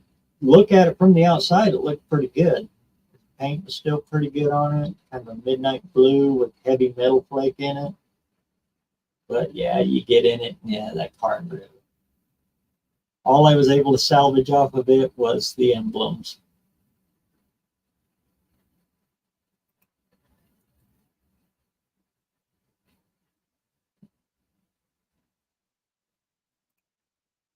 If anyone asks, the chainsaw will run backwards still. Oh, 26. Yes, it can, with ignition retarded. It happened at work, huh? They don't cut very good that way.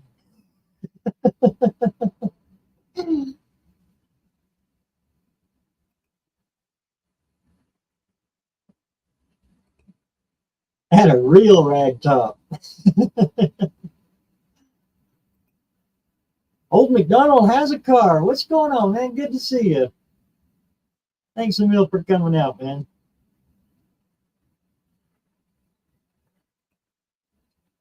Still right now, it's still a little bit slow. Like I was saying earlier, I'm getting ready to move the shop up. What I'll do is I'll lift the car up and clean out the back of the shop, and I'm putting a wood stove in back there. So the car build's kind of been put on hold, and Dad's back to feeling a little better, so should be getting back on it in about, not this week, but next week. There'll be more content coming on it. But thanks for asking, man.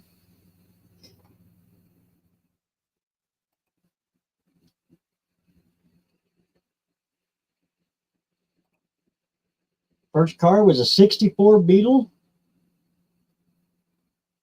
Mine was a 61 Beetle. The engine came in the back seat, literally.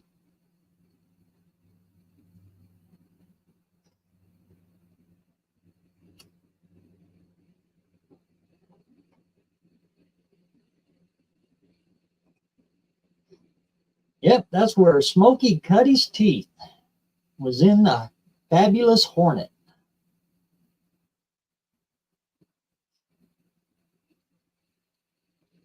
Those were the days. Those were definitely the days.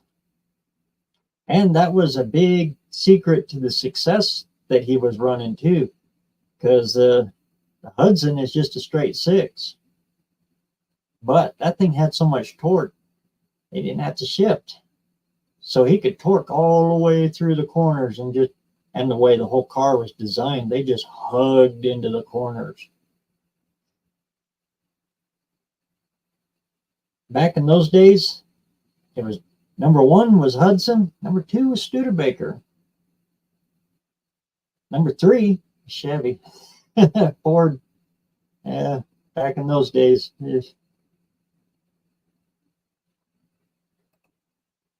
That was back in the years when Ford was still running a straight axle up front. Everybody else had gone to independent front suspension.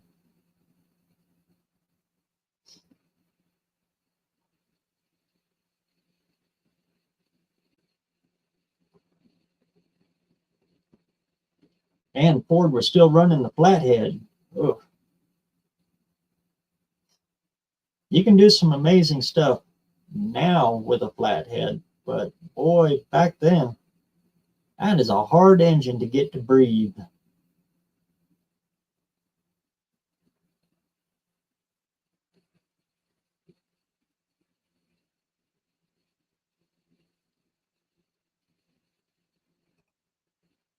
My first car was a 64 Chevy 2-door sedan, huh? With a 256 and a T10 4-speed. Had a blast driving my broke friends around. 20 miles per. uh,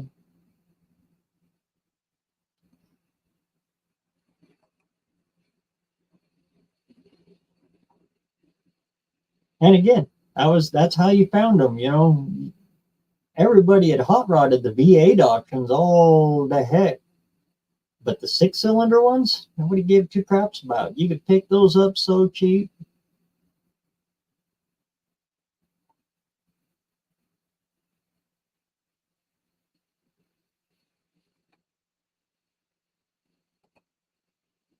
Packard was the car in the day. Yeah. That's why, well, when the Brits come over and needed help building their Rolls Royce engines for the Hurricanes and the Spitfires, they went to Packard because the build quality was so good. And they had big enough production abilities that they could spit those out to help the Brits out during World War II. So there for a long time, even though it said Rolls Royce on it, it was built by Packard. Packard. Ask the man who owns one. That's all you had to do.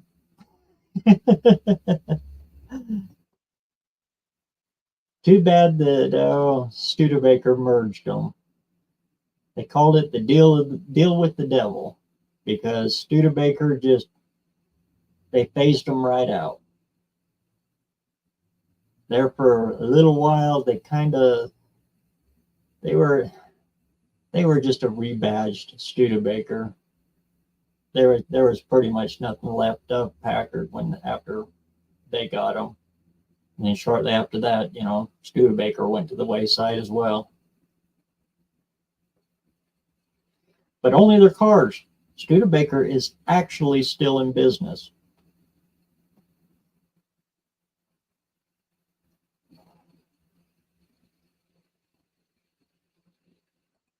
All they sold was the cars and trucks and everything, of course. They got out of automotive.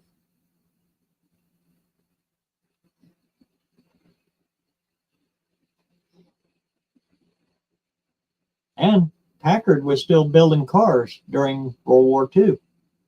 Not very many of them, but you can get a 47 or a 42, 43, 44. They all look the same, but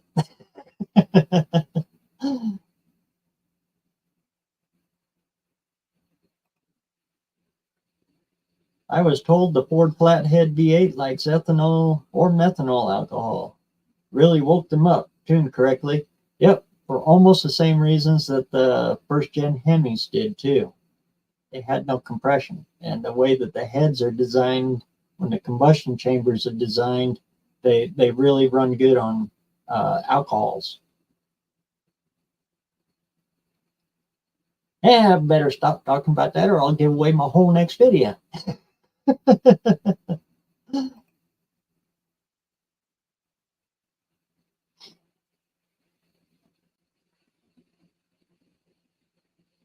And that's the secret. A lot of them do now with those old flatties.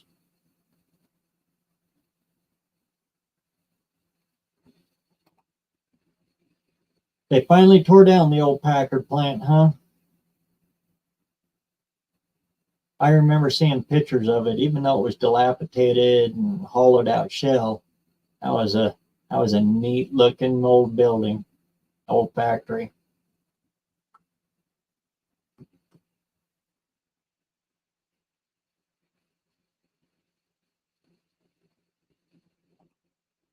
I still want to get that straight eight Packard from Walt. Yeah, he's got what, four of them out there? Three or four of them out there. I get him confused with the Buicks because he's got a few of them out there too. They'd be neat to do, but good Lord, the parts, they're all custom made now. So, oof. Trying to get a Packard 8 to run again. Ugh.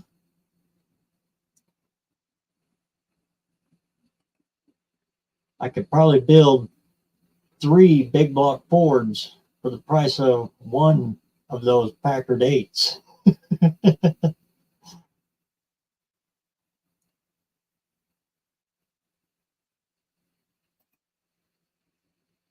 We had several Studebaker couple trucks and several cars when I was a little fella. We took. You had a Hawk? Oh, made a pickup out of a Hawk? Ah. People ask me what is my favorite car. 1957 Golden Hawk is my favorite body style, but it would have to have the 4-speed transmission and the engine from the 1961 Gran Turismo GT Hawk. Take that running gear and put it in a 57 body. Oh, man, beauty incarnate right there. You made a pickup out of a Hawk?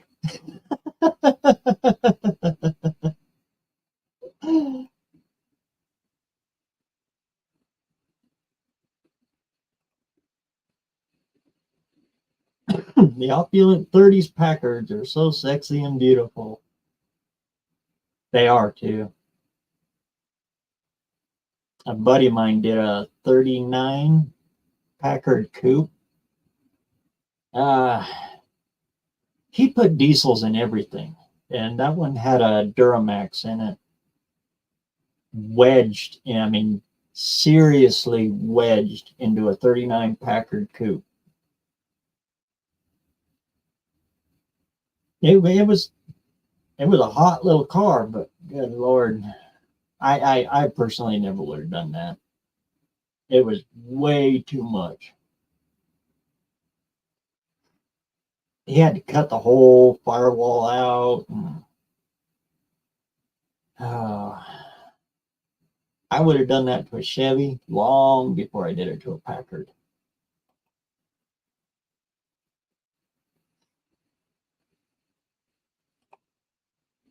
Showing my age, I bought a 64 Chevy 2 in 78 2 months after my 16th birthday. Paid $300 for it. With no motor or transmission.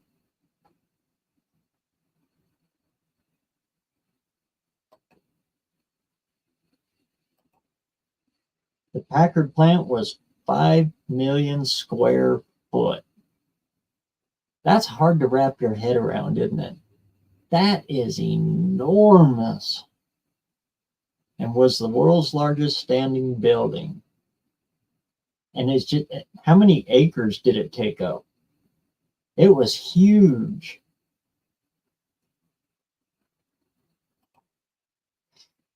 I ran on alcohol until I was 40 years old. Couldn't afford DUIs. Had to give it up.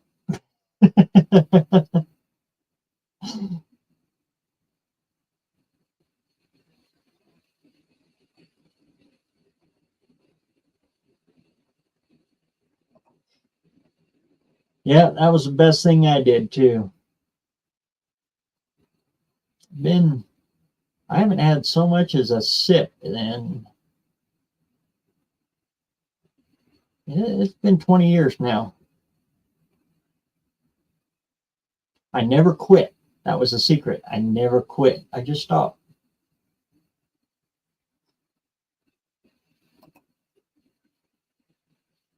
But I was pretty bad there for a while. People ask me about the 90s, and I don't know. I don't remember them. It was a blur.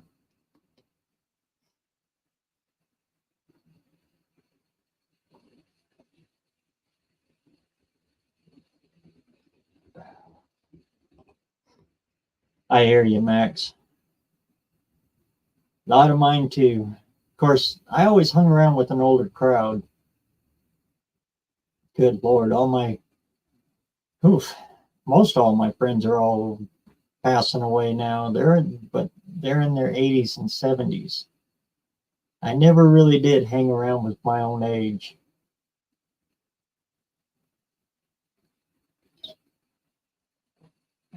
A couple here and there, but by and large, all my friends were way older than me. They knew all the good stuff.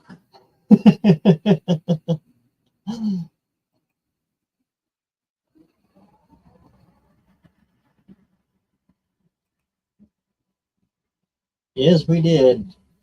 Hawk wasn't a bad car. The old man wanted a truck out of it. We drove it everywhere. I remember riding in it, hauling watermelons, corn, hay with it. That Studebaker Packard V8 is unkillable. Yeah, my dad still to this day says the most reliable engine he has ever put his hands on was one of those. He had a 55 Commando or Commander, Studebaker Commander. And he tried everything he could to kill that car and could not kill it. Finally drove it to the dump. This is one of my favorite stories he tells.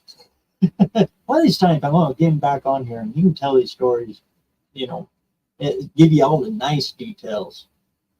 But our old dump, the landfill that's all the way at the end of the road that runs out front here, goes up into the hills, and there's a little canyon spot that used to be the landfill. He got that car running, sitting in it, and jumped it off the cliff and landed it down at the bottom because he was tired of it. No seat belts, no nothing. Of course, 55. And walked away from it.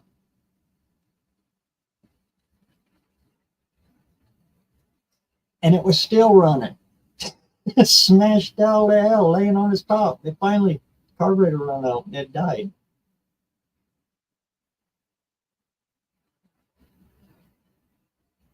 But to this day, he'll tell you that that is by far the most reliable engine he has ever put his hands on. Not much for power, but for dependability.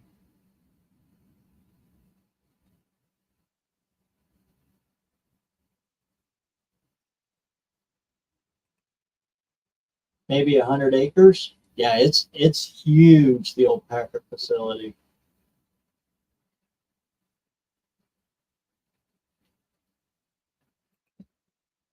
I went to electronic school right down the street from the Packard plant. Oh, way cool. Man, that was a long time ago.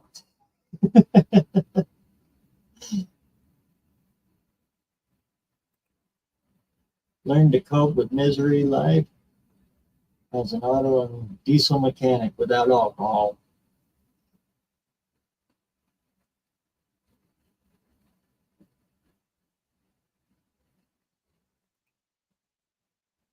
I hang out with that old man, BareRose. Yeah, you gotta go throw some rust at him every now and then. Put a wrench in his hand.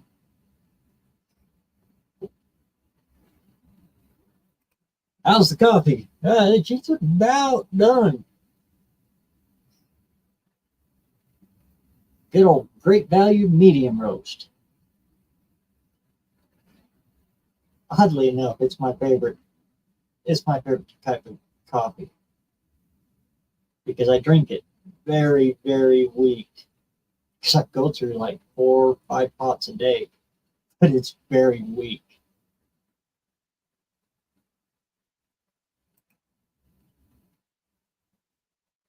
Yeah.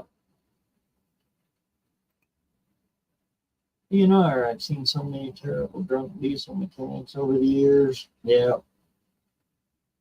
Unfortunately, there for a long time, I kind of went with the profession, kind of latched right onto it. The straight eight Packard was like 345 horsepower too. It's no slouch.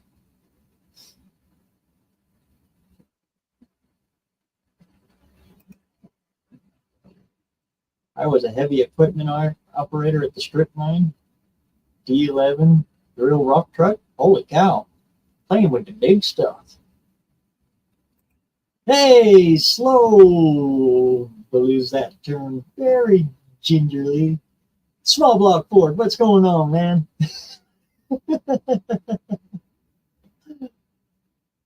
Hope everyone's having a great Sunday and happy Turkey Day, everyone. Good to see you, man.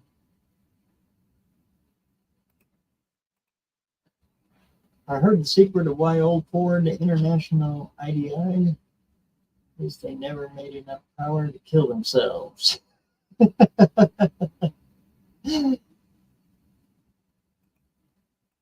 Hey, John, what's going on? I have a Packard Flathead 6 in my tree line by the driveway. Been there for at least 50 years, huh? Sweet.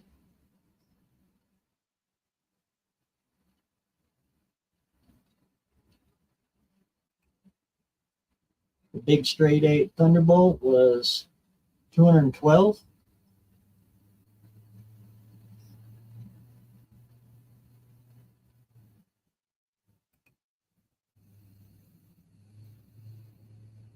Had a guy pull into the full service station I worked at in the 48 Packard. As you put the gas in the tank, air would come out through a whistle. The higher pitch, the fuller the tank. No kidding. That's pretty cool.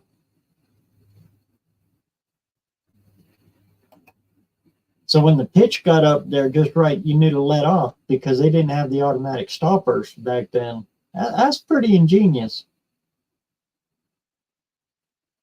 In fact, that 68 Mercury of mine, uh, the piece that goes between, the quarter panel to the tank is all a big plastic molded thing that comes down into like a funnel deal.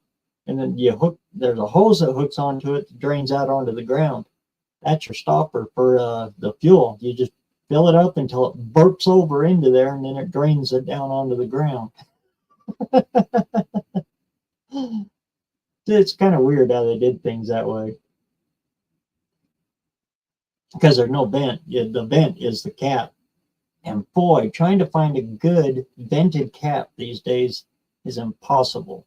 I went through 3 of them, and then I went out back and just pulled one off of that old motorhome over there that just so happened to have a good vented cap. Now it works great.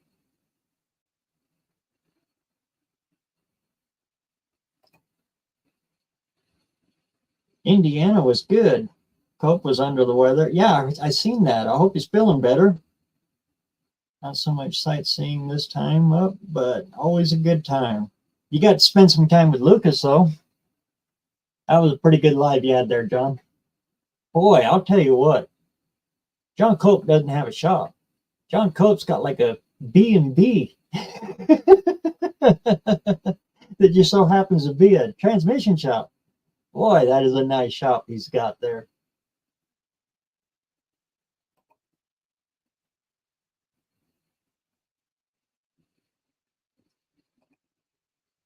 You should drive that thing, John.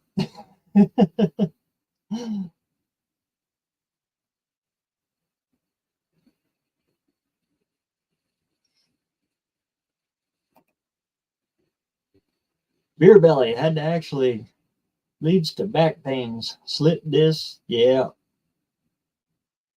And all the awkward positions we got to be in doing this kind of work. Good Lord.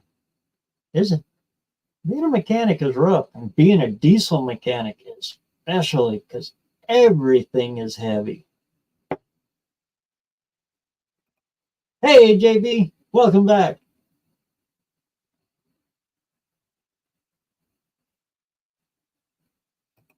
Yeah, wasn't that? Holy cow. His shop is nicer than most houses I've been in.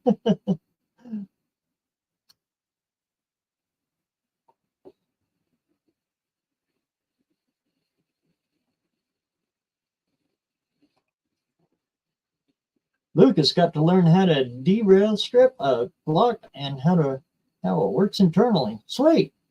Hey, you got to teach him something while he taught you something there. It's a two-way street.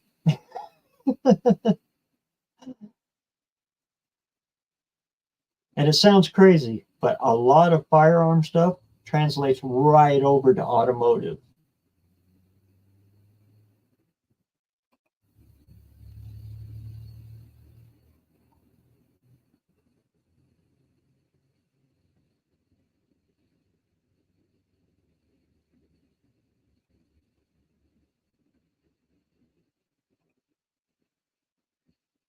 I think it's all good now, just like putting the console back in. Sweet.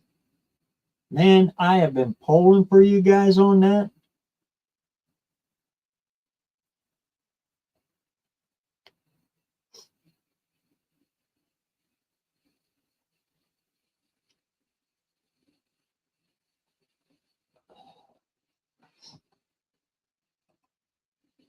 I need to practice on teardown on my Glock again.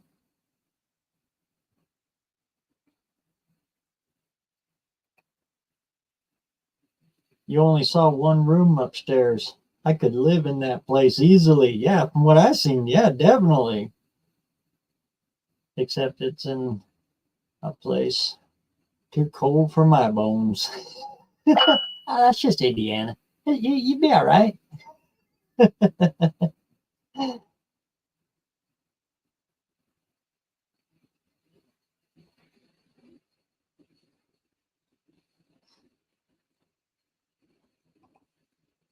JB's been dealing with Mr. Lars. Yeah, that could be a full-time job.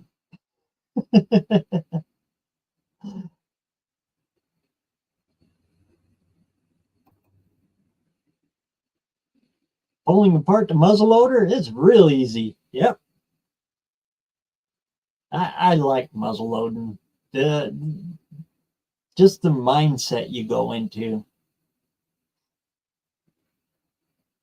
It's like stepping back. It's like getting in a Model T. You know, like Turbo Tom. It's like going for a ride in Turbo Tom's Model T when you hold a Brown Bess or a Kentucky rifle. You know, it just steps you right back.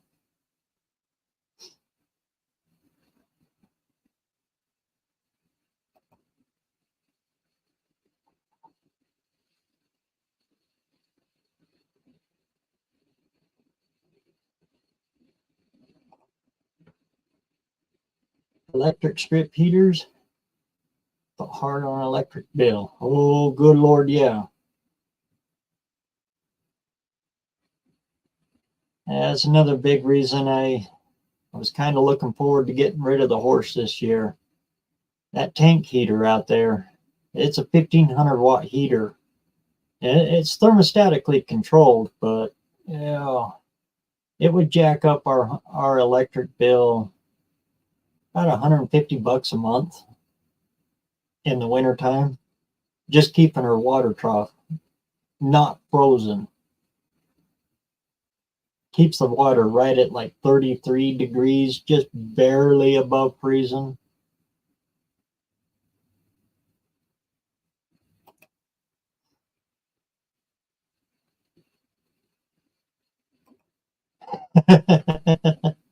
I'm with you, John. If I could find someplace nice and warm that stayed a nice consistent temperature all year round, like Tennessee, I really like Tennessee when I seen it.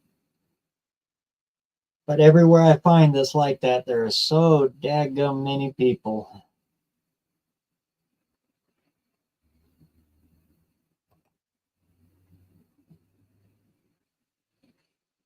So I'll stick with the cold, I guess.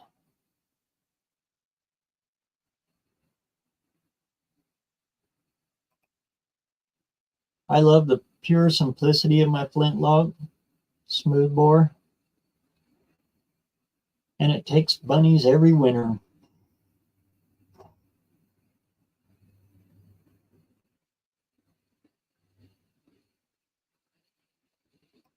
Of course, this year it's been unseasonably warm. Right now we're getting a little colder here in Idaho. It's like 34 degrees. Ah, son of a gun. My little thing down there that, on the bottom, Microsoft weather, whatever, it just went from rain to snow. Son of a gun. Probably going to wake up to a little snow in the morning. But prior to this, we were floating 60s during the day, and then it'd get down to like 20s at night. But son of a gun, I don't want snow. What the heck? Uh, I'm not ready. Of course, I'm never ready. It tore them up. 54 caliber. Yeah, I had a 54. I traded that one off, though. I actually traded my 54 for a 72. That Brown Bess, it's a replica. It's not an original, of course, but yeah, a lot of fun to shoot. The muzzle I hunted with mostly, though, was a 50. Not as much draw. I could yeah, leg that one out a little farther without getting wobble.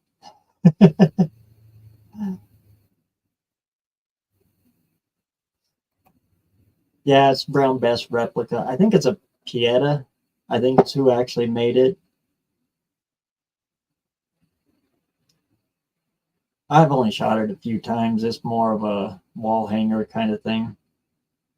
Even though I keep them all tucked away.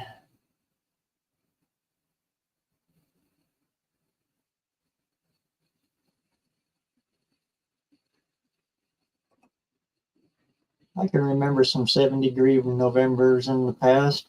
Yeah, the first year when we bought this place and we were moving in, uh, the week before Thanksgiving, which would be now, it was 70 degrees. And then it was like a light switch. Boom. The next week, it was oh, torrential winter. And it lasted forever.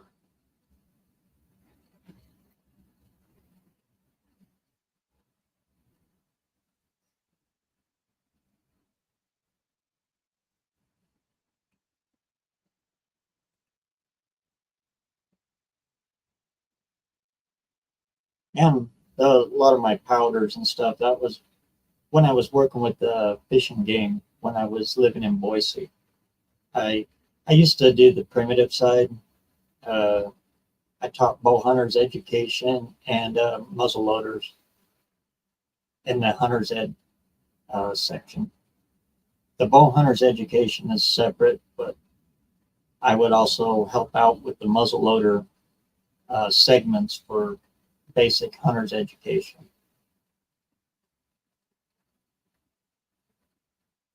Did that, did a little guide work.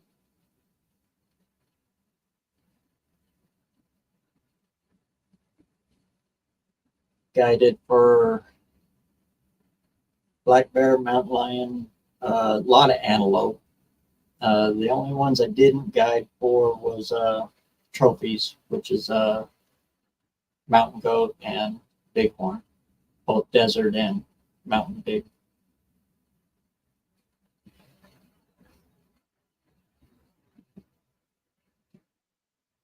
But that was a lifetime ago.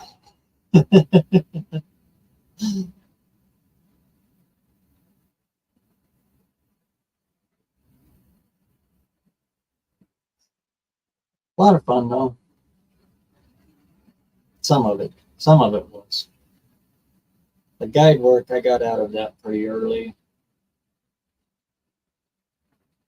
Too many idiots.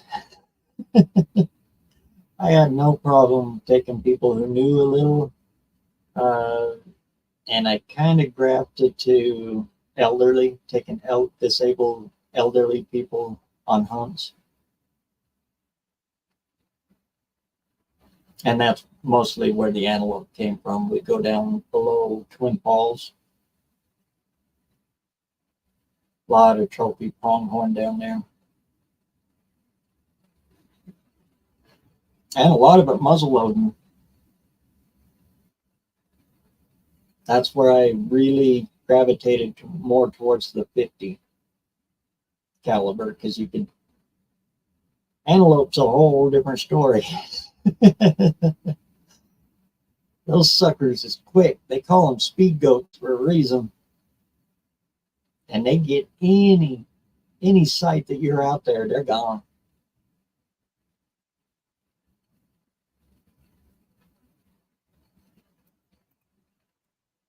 I have a CBA Hawken 50. Yep, same here.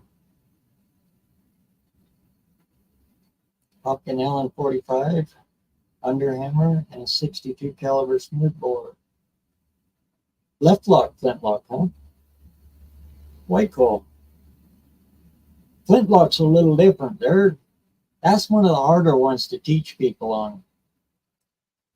You get the flash.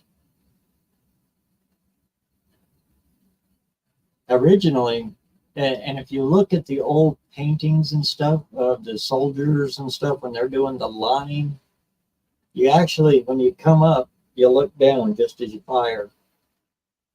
It's not a gentlemanly thing to do. You know, it's not for all that chivalry and stuff. It's to protect your eyes from the flash. You get a big old.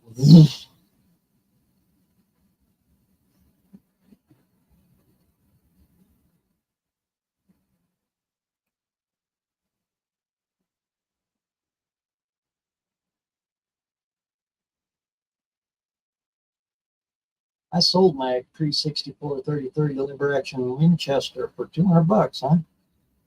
My dad and brother use 264 mags for deer. I saw my dad get out five deer that came out. Sweet.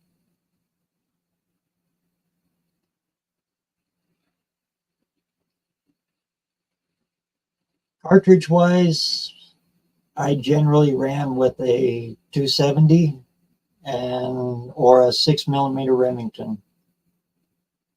That's mostly what I packed in the field was those two. My 270, I loved it. That was my go-to. My 6 millimeter too. Boy, that thing was not the same thing as a 243. Just the neck angle's a little different on them. But boy, that 6 millimeter, it just shoot dead flat.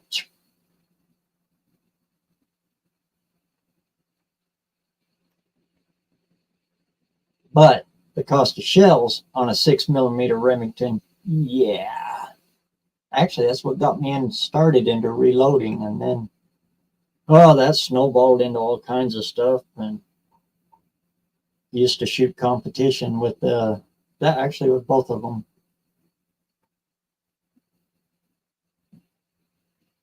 Long range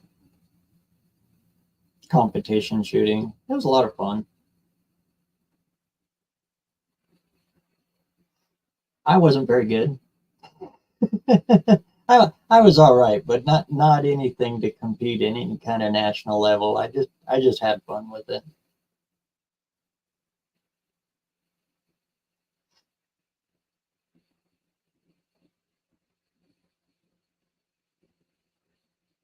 I didn't do any real serious shooting stuff until I got into archery.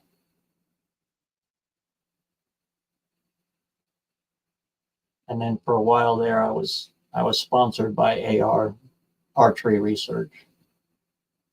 In fact, I still got the bow, going around doing 3D shoots where they have the foam targets and they put them out, and you got a course you got to walk through, and they put them in all kinds of weird angles and behind bushes and trying to sneak an arrow into the sweet spots. Oh, it was a lot of fun.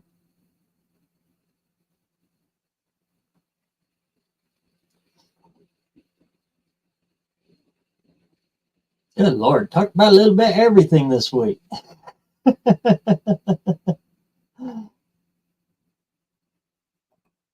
Yeah, and when I got into that, it was I very rarely shoot a firearm anymore. Uh, you shoot a bow, and it's just I don't know. It's hard to explain to people uh, the purity of the arrow, because you see it all happen. It's it's amazing.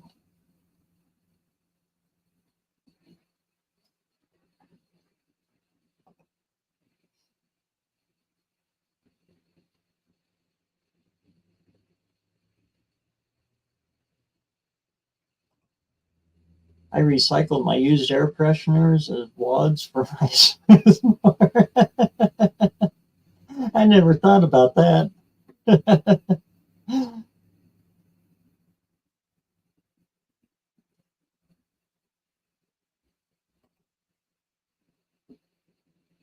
Lucas is state champion with the bow. Really? I never would have thought that. I never really tried. I'd like to though. It's it's it's purity. That's the easiest way to say it. And you can do it in your backyard.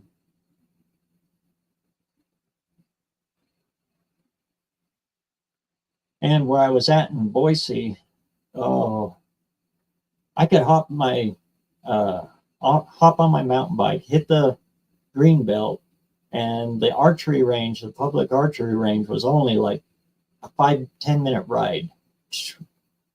And through Boise, there's a reason a lot of people use bicycles, because the Boise River runs right through Boise, and traffic in Boise is horrendous.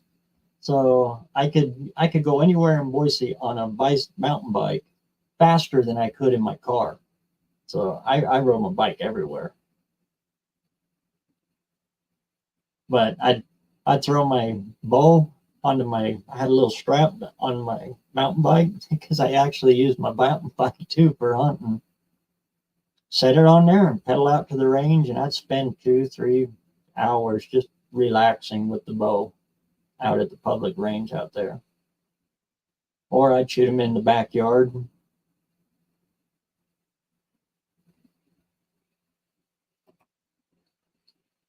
It's a different thing. With a firearm, it's boom that fast. But with the bow, you see it all. Like I was saying, you see the flight of the arrow.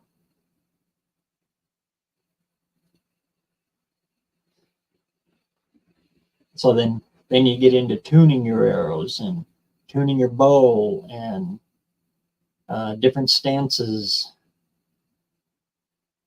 It's a lot of fun. Shooting traditional, I use the Persian draw.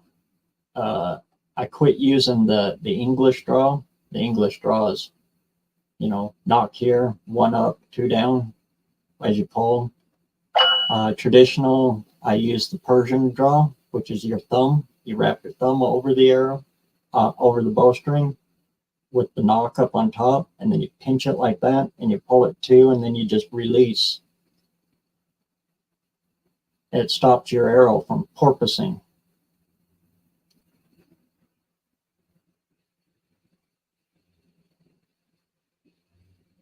Good friend of mine, he used the Mongol or the Magyar, which is you pinch it, the bowstring, so you don't twist it as you pull it. Oh Lord, and it all depends on your fletches too. Sometimes you want to use the English draw to get it, especially with wood arrows, to get it to bend around your bow.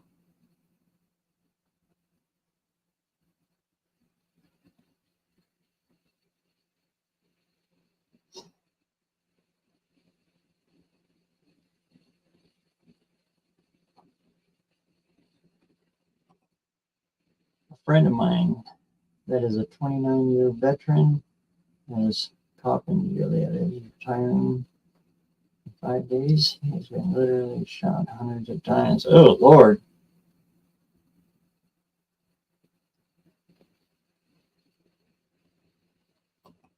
I hope he's all right. Good time to retire.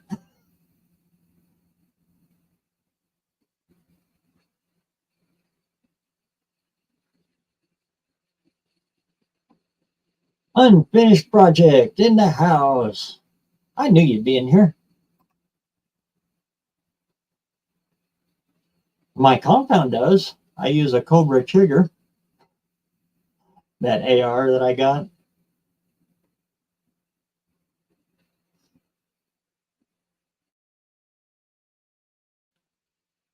Uh-oh, what happened there? I hit a button. I think I'm still there.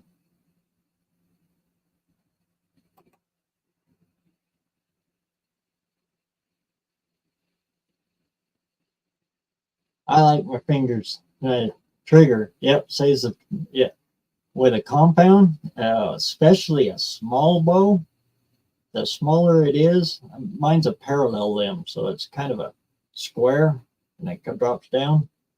You can't draw that one with your fingers. It just pinch the ever living crap out of you because the bowstring angle when you come up on full draw.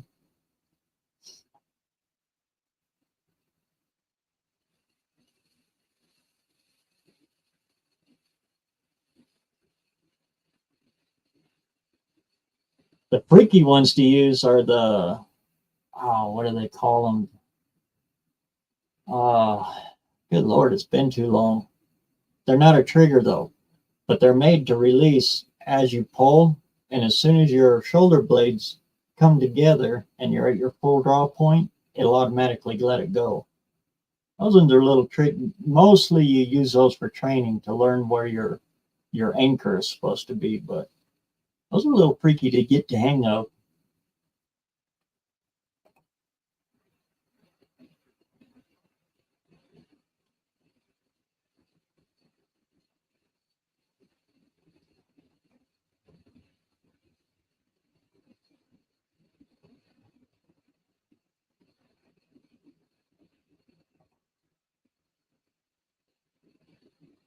And I want my longbow staff to be heat treated Osage orange.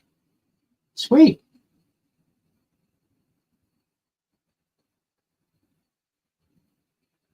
Good friend of mine in Boise, he actually works for the CDC. Studies diseases and stuff. He used to work for in Atlanta at the main center on human diseases. Now he moved out here to Boise and he studies mostly milk, the diseases you can get from milk. Anyway, long story short, he makes custom longbows. That's how I met him, was out at that range, and he does some awesome work. I'll see if I can find his number still. I hope he's still building them.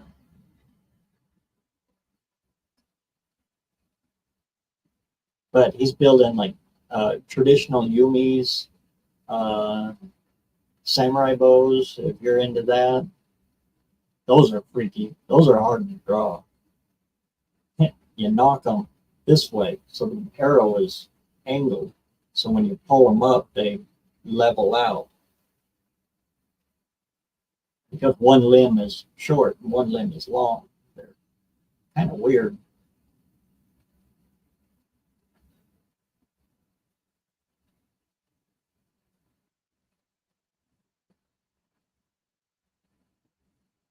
Oh Lord, boy, we have talked about all kinds of stuff this week. I hope I didn't bore any of you.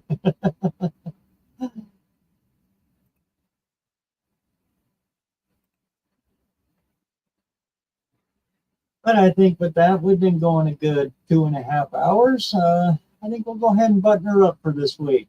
Again, big thanks to all of you for coming out. Stay tuned this week for some more videos that are coming out. I just got to get them edited up and tossed out there. And like I was telling Justin, I got a bunch of stickers that'll be hitting the mail probably Monday or Tuesday. It depends on when I can get them out to the mailbox and what time the mailman comes by. But I should have a bunch coming out your guys' way. And I don't know. Well, we'll catch you all on next week. And in the meantime, everybody have a great and happy Thanksgiving. Hope all your families are all good, home safe, and you don't eat too awfully much. In the meantime, thanks a million, everybody, for coming out. And see if you can squeeze some time to get out there and get some metal hot. And we'll see you all next week. Thanks for coming.